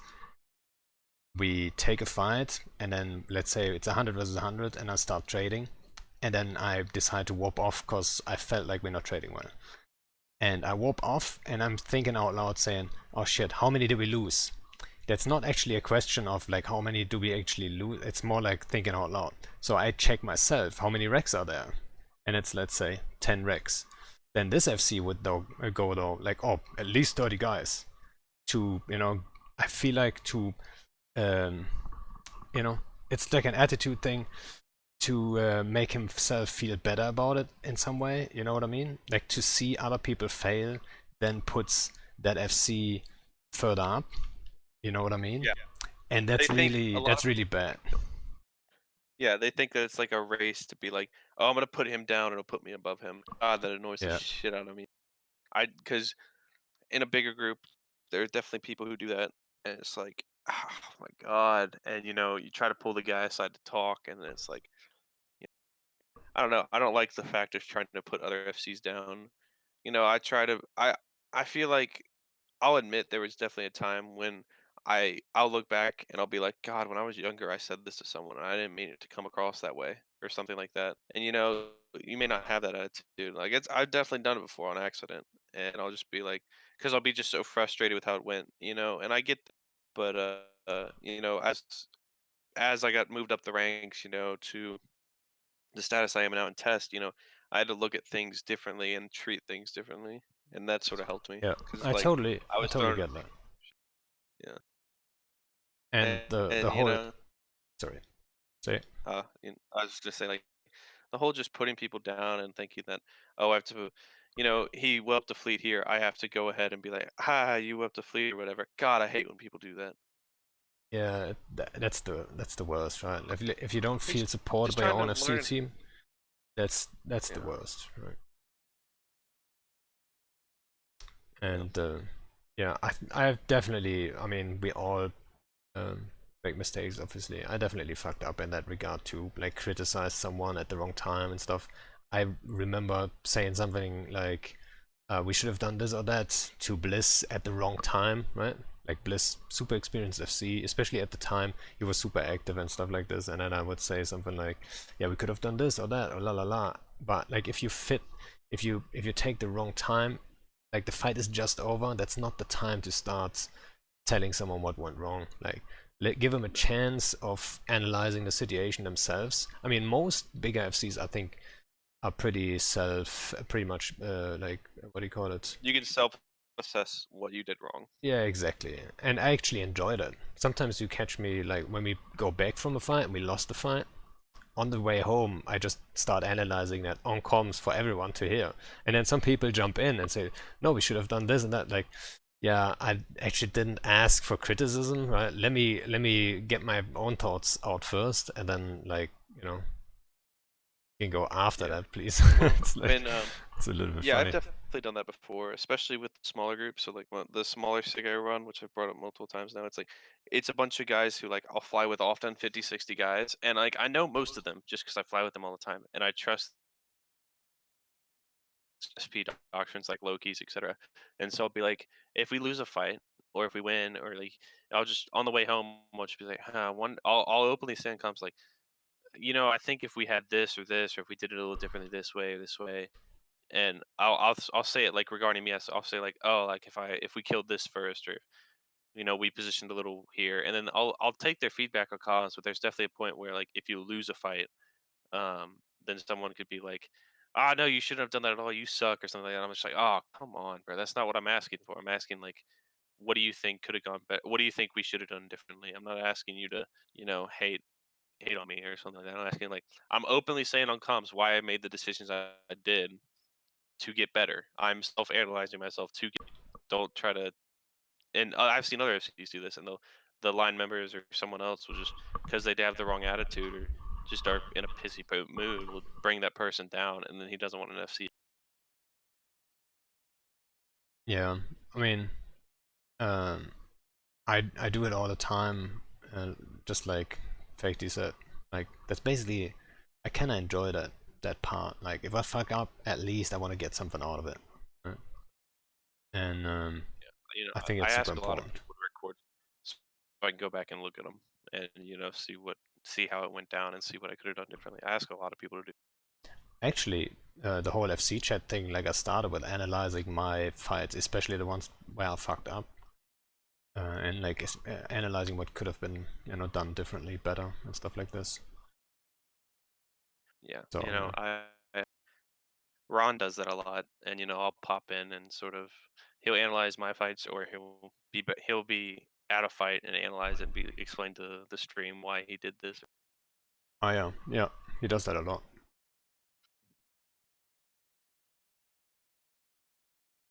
Yeah. But did you ever lose sleep about a fight? Like proper? Like you lay There was awake at definitely night and you're like, moments ah, this past. fuck.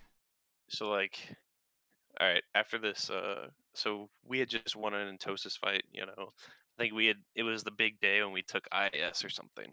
Big I hub in fraternity, and after I'm doing stuff on the back end, like moving iHubs around and toasting on my alls, trying to make this go quicker so the line members can go home because we'd been out for about an hour or two at this point. And I had 200 Munins anchored up on me, sort of no prop mod, just orbiting a gate. And I I no one really says anything, but I tab back over and I see a bunch of explosions, and I'm like, what just happened? And I said on comms, what just happened? And half the mutants died, or like more than half of them died, like 30 billion worth of mutants or something. And someone goes, "Yeah, we got bombed," and I'm like, "What?" Like, no one really called it out, and I'm just like, but apparently it was also after a big fight, and there was some desync on grid because some people said they saw it 60 kilometers away, the bomb. Some people said they were right on top of us. But I wasn't looking at that tune or paying attention, and I didn't have my prop mod on, so the fleet was only moving 300 meters a second. So after that, we still won the timer and everything. But we get the fleet home. I apologize, like, yeah, guys, I can't tell the paying attention, and I'm sorry about that. But so I get back, I go lay down, I get on my phone, and I'm just like, God, that sucks. I think I stayed awake for like 2 hours, just like, not the whole 2 hours. I was like, oh, what could I have done better? I was on like on YouTube, but I just couldn't sleep because in the back of my head it was nagging me. The whole reason I lost that is because I didn't have my prop model. I know that. I know that exactly. It's the same stuff. Like, not paying attention for a second, and then like that one little mistake just gets everyone killed. Or for example, like we got bombed by Volta once. They had a spy in fleet, and they just timed it well. And I could have just been more careful. It was actually the first heavy Stuka attempt. We didn't reach your space.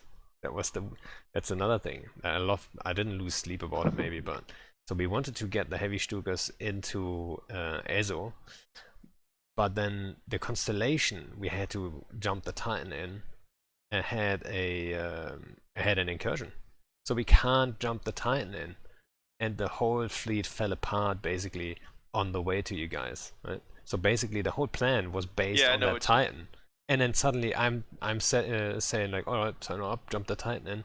We're like right next door, and then everyone's like, there's incursion here, and I'm like, oh fuck, what? And then There if have definitely been those times.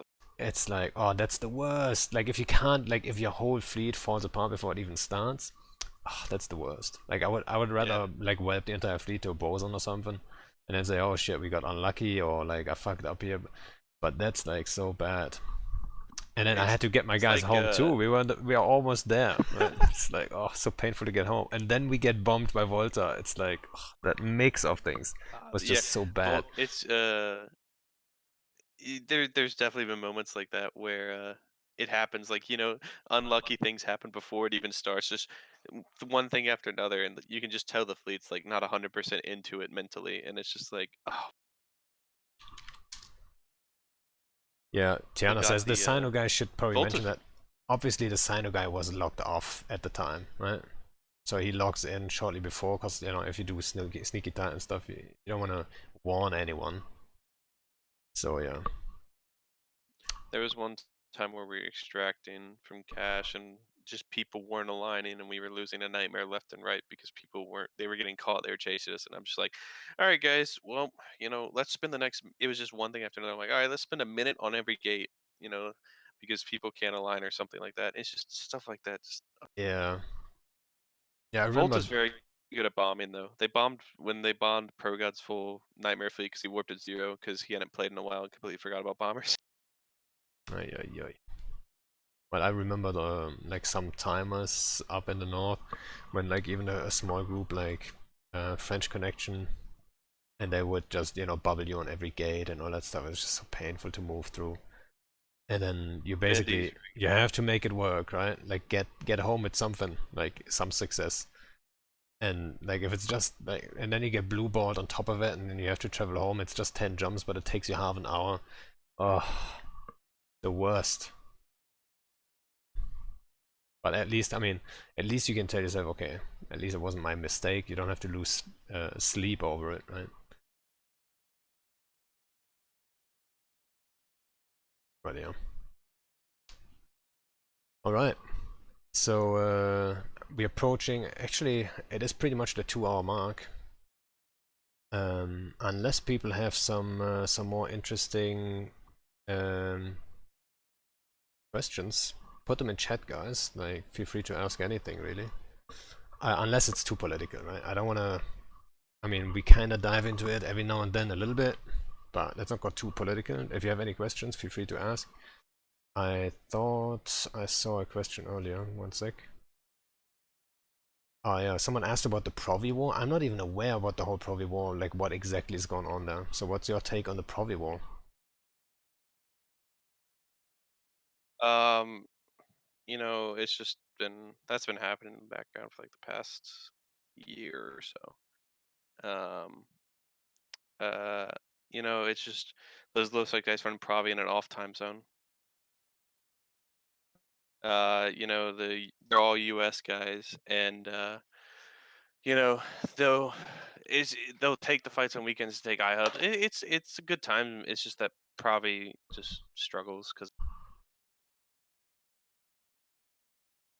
Yeah, and like earlier we talked, and you said you like that there's more like smaller groups fighting it out at the moment. oh, I love it, man. I love watching the stuff happening in Vale and Tribute and like the small alliances. I love it. I'm so happy for that to happen. I love I love that it's stuff like that. The small alliances, seeing them grow up and fight. Like I've seen those like Hazardous Company take Nightmares out, and it's just really good to see because I feel like that's great for the game.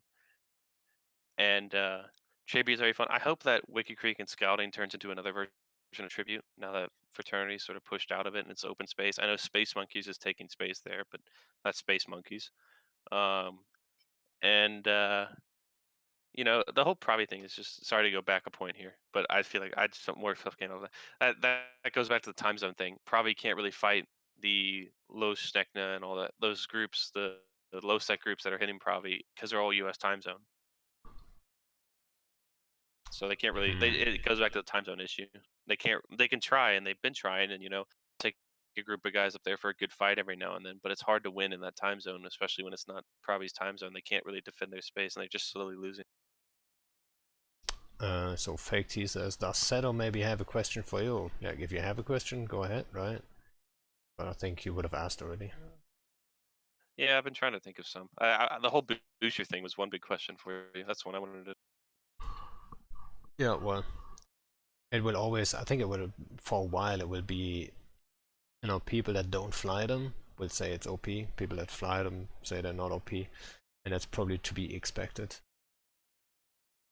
What will become a Dedoroid? The fire. That goes back to space politics, but that goes back to fire and the smaller alliances in fire taking space and growing up there. I know Unreal Alliance and Midas 22 and Razor Alliance are taking space there and plan to live. And so what do you think about cloaky camping entire regions? We kinda talked about that at the beginning. I believe cloaky camping is a symptom rather than, the problem itself. Like if it was easier to catch people, or like, let's say, possible, right? Because on paper, a super or titan that's redding, you're not gonna catch it. Give So me if the it, ability to co-ops, bridge dictors, please. What do you think of that? that would Co-ops be bridging dictors. that would be too strong. You think? Yeah, I could see it being too strong, but that'd be so awesome. that would be too strong.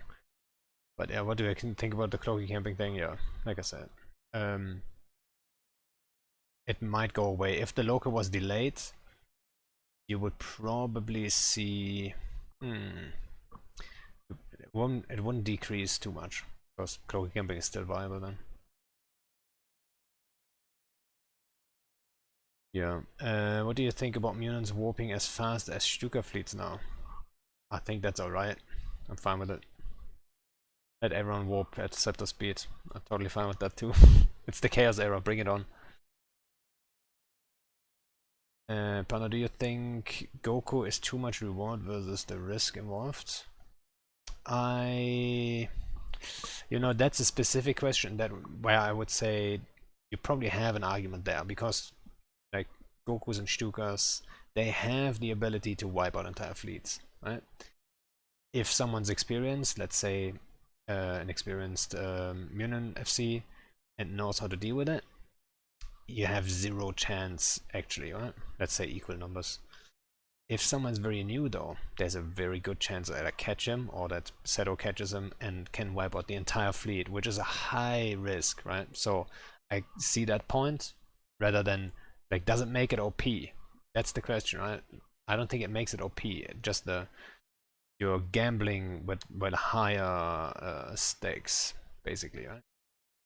I think also the reason Goku's like not overpowered is because it's one of the few things that can go behind enemy lines and do damage to Rokuls and supers. Even the Sino changes, like you could still, it's still near impossible for 30, 40 people to get a super kill. Exactly. Like, all they have to do is warp in. That's the I surprising think part it's to me, right? So when you see Gokus and Stuka fleets, you, like I said earlier, you don't see a lot of them engage subcap fleets because they do have the disadvantage. So the only thing that they're really getting used to most of the time is against supers and titans and like caps in general.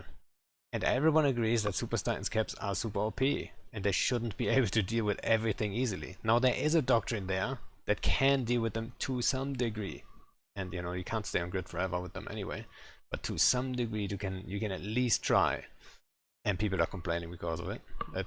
That doesn't make any sense to me, right? I've seen Elo knows how to counter Goku very well. Yeah, He's done it to me multiple times. He's very good about it. yeah. Pando, what's the worst hard counter experience you've had while FCing Stuka? Yeah, well FC'd Munin Fleet is a really good counter. Or have it be Eagles. It doesn't matter too much, right? Hacks that can over 100 km, you're in trouble. I think Jackdaws, if you set him up properly into defender They can be squads, work nasty, well. yeah. Yep. Jackdaws, harpies, retributions, all that stuff. If flown correctly, you have to be careful, right? You can't just warp into my bubble and then expect a great result. Right? That's just not what happens. Like, you have to be spread out and all that stuff. Then it's very painful to deal with. And that's the thing, people are crying about it. Everyone's so used to like, oh, everyone land and anchor up, and then MWD zone, and then just call targets. But that doesn't work against Goku's or Stukas. You're gonna get caught. And that's why people are so butthurt about it. I think for years, that's what they did, and now it doesn't work anymore. You have to do it differently. So yeah. Chemo, if well used, well, chemos are very hard to use against Stukas. People have tried multiple times against If us. they're moving.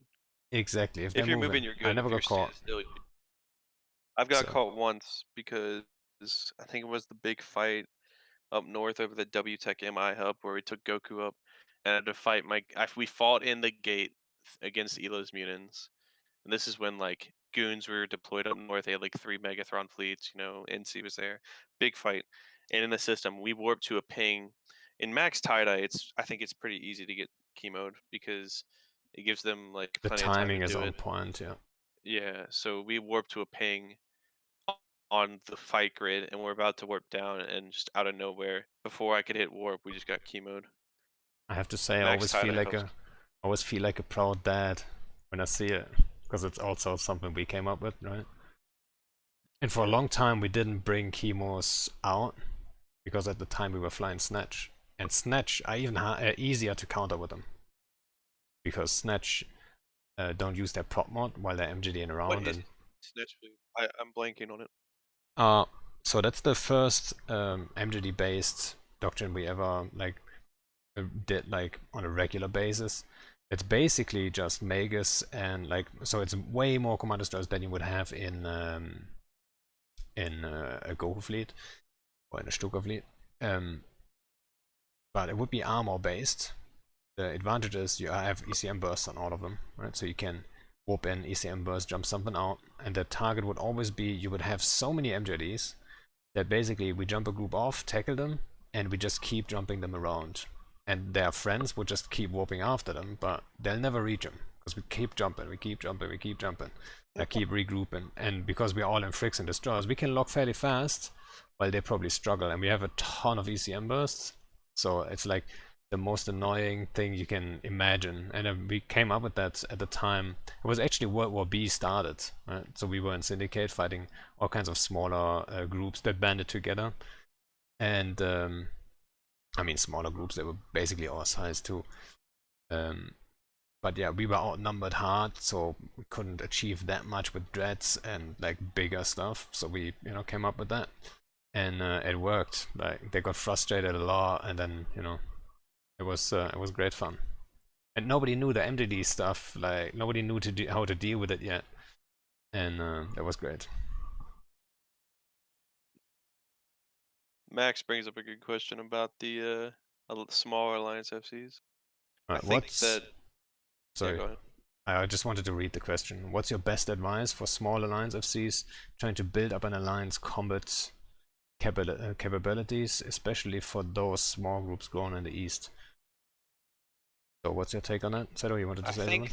I think that it's hard for small Alliance FCs who never really FC'd a lot because you don't really know like, okay, this is not gonna win against this, or I need this much to win this fight. But I think the only way you can really do that is to have those experiences, to be honest, and get that experience behind your belt. So there's definitely going to be moments where you will, but I think the best thing, you just got to realize fights you can take versus fights you can't take. Maybe try to find another small alliance near you to get good combat, like place a structure near one of their systems, see if they respond.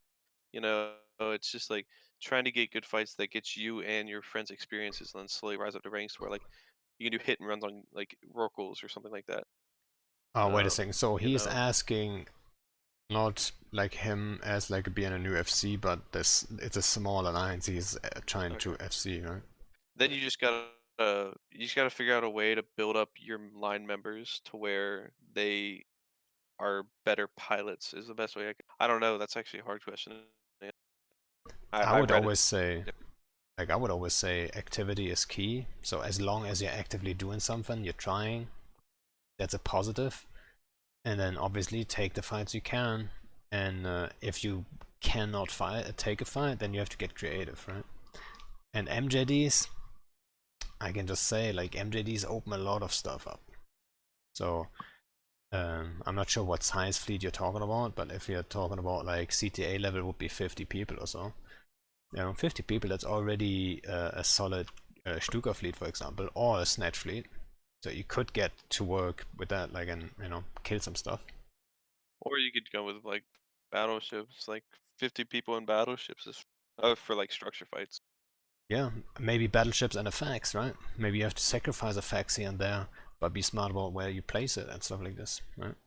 And It's you a would lot be of surprised. creativity and Yeah, you would be surprised how often you can actually bait a group to a certain spot, for example, right? Let's just say you're outnumbered, they bring, I don't know, they bring 100 dudes in, probably an Eagles or whatever, and you only have 50 guys, so you need something that can break an Eagle or whatever, but you also want to survive, right? So put all your dudes into damage dealers and then have two faxes, for example, but then bait them to a spot, like let's say you anchor a Cyno inhib on the sun or whatever, and then put your faxes right there. So at the very least, at the beginning, they have to kill the Cyno inhib and then, you know, go from there. And maybe there's a bubble up and you can maybe void bomb them with like 5 guys, stuff like this, right?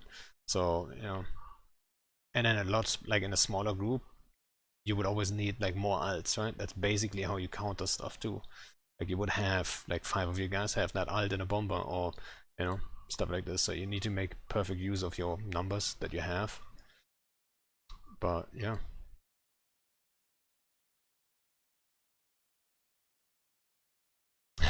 No wonder there's no fleets.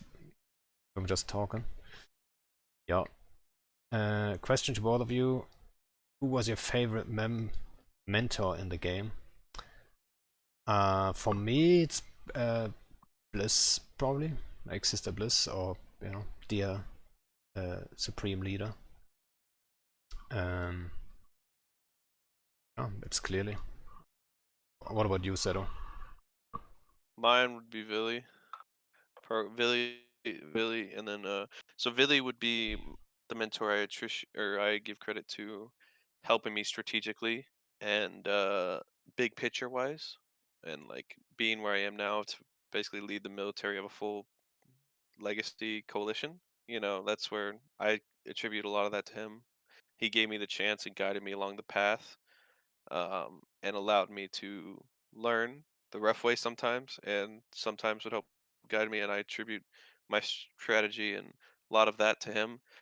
My on grid would be a lot of it self-learned, but also a lot of it from ProGod.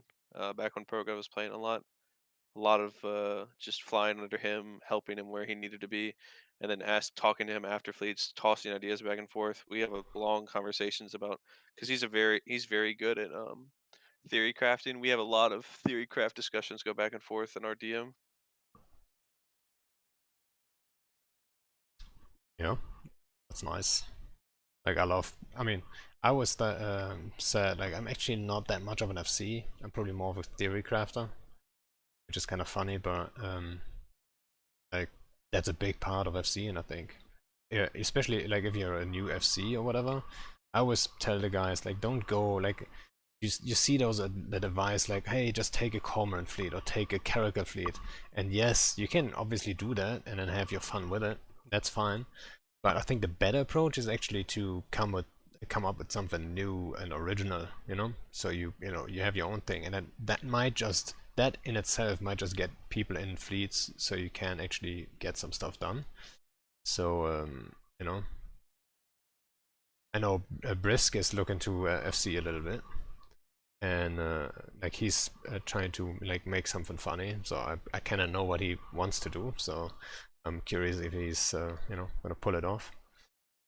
So yeah, be ready for that one, I would say. Alright guys. I think so far we didn't miss any questions. If we did, last chance, and other than that, I think we should wrap it up. And I want to say thanks for showing up. Thanks for joining me today, Seddow. And it was nice to get to know a little bit. And yes, Honeymonster, let's play a round of PUBG after this. Or maybe maybe Overwatch, I don't know. And yeah, and thanks to all the guys subbing and all that stuff and the chit chat. Much appreciated. And yeah, see you guys on the next one. Next stream tomorrow, 18:30 around, as always, right? Those fleets. It's always hard to be on point. Like I'm always trying to be on point when I form, but I don't know when I get tackle and all that stuff. So it's kind of at the same time. Duke Fleet tomorrow, 18:30. Well, Yeah, see ya in Esoteria, guys. All right. Yeah. No, I'm actually not gonna do a Stuka Fleet tomorrow. Just saying. I mean, the warps. That's what they all. No, it's the warp speed changes. When you were forming the Ravens, and then like all the North was pinging like, "Hey, something's gonna go down." Everyone's Yeah. And then I PM'd you, and I'm like, so what's happening up North? Something I could go to. And he's like, I forget what you said. You said something to throw me off. I'm like, no. I won't worry about it. That's what happened. You know, I get a ping, and I'm just like, there's 300 people in it. I was playing a Civ game at the time, and I instantly log out the game because like I know exactly what's happening. So what exactly happened was I'm forming the Ravens, and then you convo me saying, "Hey, wait a second, why is the whole North like hyperventilating? What's happening? Like, what are you doing to them?" And I'm forming to hit you guys. Like, what am I supposed to say in that moment, right? And then I just went with like, well, I'm just forming to hit the bad guys. Right? That's what I told you. And then we traveled towards you guys. Right? I was just hoping it wouldn't get reported too early. And then luckily we got on grid with like one I'm rock. surprised they didn't invite. We should have had Eyes and G Magic. I was surprised we didn't. Yeah, I was surprised too. Right? I mean, we kind of got reported fairly early, but it was too late. We got at least that one guy. Maybe we should have talked about that fight a little bit more. I don't know. Yeah. But it was kind of interesting. The Civ game, I left immediately because I got a ping saying like 300 or 250 in it in ESO, and I'm like, God, I know what they're in. So I start pinging Max Super Titans to log in because I'm like, oh, this is about to be bloody. Yeah, I mean, I was surprised you guys actually jumped in because we only had that one rock. It was one Rorqual, yeah. So, but wait a second. Because I wanted the fight. I wanted the fight. That's why I was. But I have one question, and you have to promise you need to be honest about it. When we jumped in, like when you actually jumped in with your Super Titans, did you think at the time we were top Ravens? Or No, did you no. know I we were knew crews? you were your cruise Ravens. I knew you were the cruise long range Ravens, but the if I felt like if we could get critical mass of Titans with LR guns, we'd just be able to blap through Ravens. And to be honest, I had the option to not jump in and like sort of chase you down, but that seemed boring. I really wanted the fight, and there's no problem with having a good fight for both sides every now and like That yeah. first Titan, no, right? That one that was out of position. We didn't get a bubble on Oh, him. that one at range. That dude dropped quick. Yeah, It would have I been told fun. him to because I was like, oh god, dude, You we better we were gonna whoop. struggle. Yeah, it was more or less I wanted the fight, and I saw no harm in doing it because it was fun for everyone. Like Yeah, I was glad you there did was that. we were struggling. We were struggling to kill you guys at the start, and then there was a moment we started chewing through Ravens, um, and then you warped off, and I'm like, all right, well he killed a lot more than I So, expected him to kill because people jumped in caps when I told them not to jump in caps, just supers.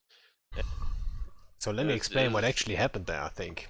So, obviously, I went back after that and analyzed the situation. The plan is obviously that we can jump around you guys to infinity, right? Obviously, I know that's not realistic. Mistakes will happen, little slips, and then over time you will lose people, and it's just not gonna happen for too long. The plan is obviously to kill enough to make it worth it. But so what happened there was you guys jumped in on one silo, then you jumped in more stuff on the second silo, and then I jumped behind you guys, so I'm only in range to a group of you, right? And that's what you said earlier too. And that was tricky for you guys to deal with. And it was a good position. The thing is though, I did make the mistake of letting your fighters to get too close. We can take we were able to tank the amount of fighters at the beginning, but the Raven guys weren't aware that they shouldn't keep repping the entire time with the remote rep, because there's a remote rep in the high. That's actually only for like bomb damage for structures and stuff. That's why that fit has a remote rep. It's not for the. I thought it was really okay. I thought you. I mean, I don't remember even seeing you have any Logi. I thought all the Logi was just the Ravens repping the commander No, structures. we had a couple Logi, and then for emergencies we have like obviously the Ravens. But the idea is not to keep repping, like keep that repper on. You're not completely stable. So what happened was a lot of people kept themselves out, and I had to prop mod off. And when I had to prop mod off, your Titans were in range. And that's where we lost a lot of our Ravens. And so a lot I of remember our we were chewing firepower, through them. yeah, a lot of our How firepower fast do went they go down with then. prop mod? How fast they go with prop mod? Oh, it's not that On fast. But it's fast 300. enough to dodge long range guns at range. Yeah, yeah, that's what I was curious. Like, cause I remember you were like 100 meters a second when we were Yeah, chewing through them, 350. and Yeah. I don't remember the max speed. Yeah, something like that. Yeah, it's enough. It's enough so long range Titans don't hit us with prop mod. Without prop mod, it's too slow though, and that's why we lost a couple people there. And See, that's one of those that's mistakes. that's That's cool. That's cool. that's one of those That's mistakes cool that I wouldn't theory lose sleep crafting over. that I just love to see. You're fighting against a whole super field on one grid. Like I remember we worked together against the HTech 9 Keepstar, HTech 5, whatever it was up north. That was impressive. Yeah, it was good shit, huh? I remember Yeah. Kenda saying like, "Oh no, we can't do this. They bring the whole super blob," and then Honey Monster, like that's Dark Shines, right? So like our main capital FC, and in it, and he actually basically told him like, Kenda, sometimes you have to grab the, what do you say? Grab the glory by its balls and drag it alongside you. And that's why You we gotta be. decided to do it. And then, it all worked out. It was great. I was in my. I was currently dating a girl at that time, and pro got added being like, hey, like they're about to do this because this was before I was the level I was. I've seen like anyone want to go to this, and they asked to bring a Goku. So I saw the opportunity. I'm like, huh, fuck it, I'll do it. So I was in my girlfriend's room, FC in that fight for 3 hours in a Goku fleet, just boosting around the grid, keeping the Keep Star paused. That was Yeah, so fun. that was a really really good fight. Yeah, and yeah, and it was like hope might be. Yeah, I mean we had that one tool that could pull it off, and then again, if they're prepared for it, they would derail that fleet and kill it, but they weren't, and we banked on that, and we turned out to be right. I don't know. I think it's still hard to stop. You just need. It's hard to Yeah. yeah, it's hard to stop, but also like you need for the Raven thing to work, you need also subcap superiority, which we had, right? If we don't have subcap superiority, we will have subcaps hunting us constantly, and then you can't keep it remember up. You can't keep it They together kept for long warping the enough. Cerberuses to you that whole time, and you just kept boosting away. Yeah, we boosted away, but then your fleet or the Snuff fleet or someone would just bubble them, pin them down, and then they can't follow us anymore, right? And that's the important part there. Like, none of the subcap fleet could constantly warp onto us, because the other subcap fleets would take care of that. And then obviously nobody got DD'd either, because the Keepstar was anchoring, which is a key factor there. Yeah. And that's also what I wanted to say earlier when we talked about the DD. Forgot to say that, but obviously, like, I don't even have to ask, I already know you agree. The DD shouldn't hit, like, shouldn't be activating on subcaps, right? It should hit maybe caps, and then Agreed. it can bounce to subs. But onto subs right away, that's just not. It's just dumb. It's like allowing a Titan DD to hit a sub. I don't get Exactly. Yeah. That's what I don't get. That's problems we had before, like years ago. Like the DD, for example, from people in chat might not know, but DDs from Titans used to be also targetable on subcaps. So what happened then is, like, whoever has the most Titans on field, or the most Titans, would be able to field them and then headshot every FC on the grid, or even an entire Logi wing, or all command ships, or stuff like this, right? It would just lopside a subcap fight right away, and then they decided to remove that, which was the right call. But why would you bring that back onto a Keepstar then, right? So you have a headshot machine, while at the same time bringing in the what's it called, the monitor, and saying, "Oh, we're concerned about people getting headshot." It doesn't fit, right? We're concerned, but not that concerned. It's like, whatever. Yeah, there's actually, Honey wants to put the co-op chat in fleet, and it's also funny that we talk about that fight, because that's not too long ago someone left that conversation on Discord for those who I don't know. remember that. Yeah, so what usually happens for, like, special fights like that, someone starts a new conversation with everyone involved in there, or like you have like an entire Discord server, like, properly set up. But usually it's a conversation, right?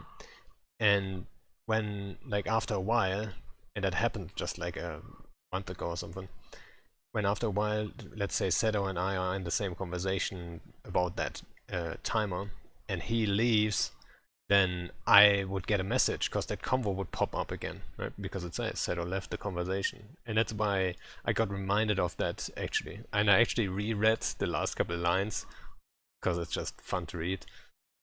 And that's also where I noticed, oh yeah, Seddow was actually actively doing shit on that level back then already, right? Long time ago, working. Yeah. Alright, so we are 2.5 hours. So again, guys, thanks everyone for the support. I hope you guys enjoyed it. And I hope you guys enjoyed the new design, because, like, Phoebe put in some work and made it all look awesome and shit. So yeah, thanks again, and see you guys around.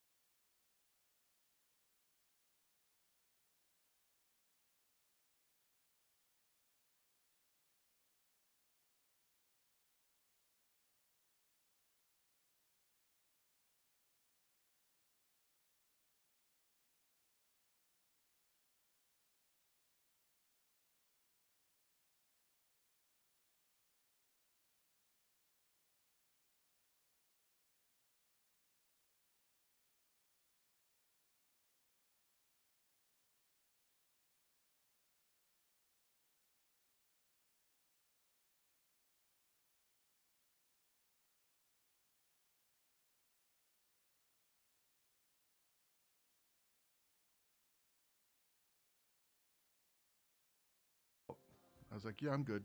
And I just left.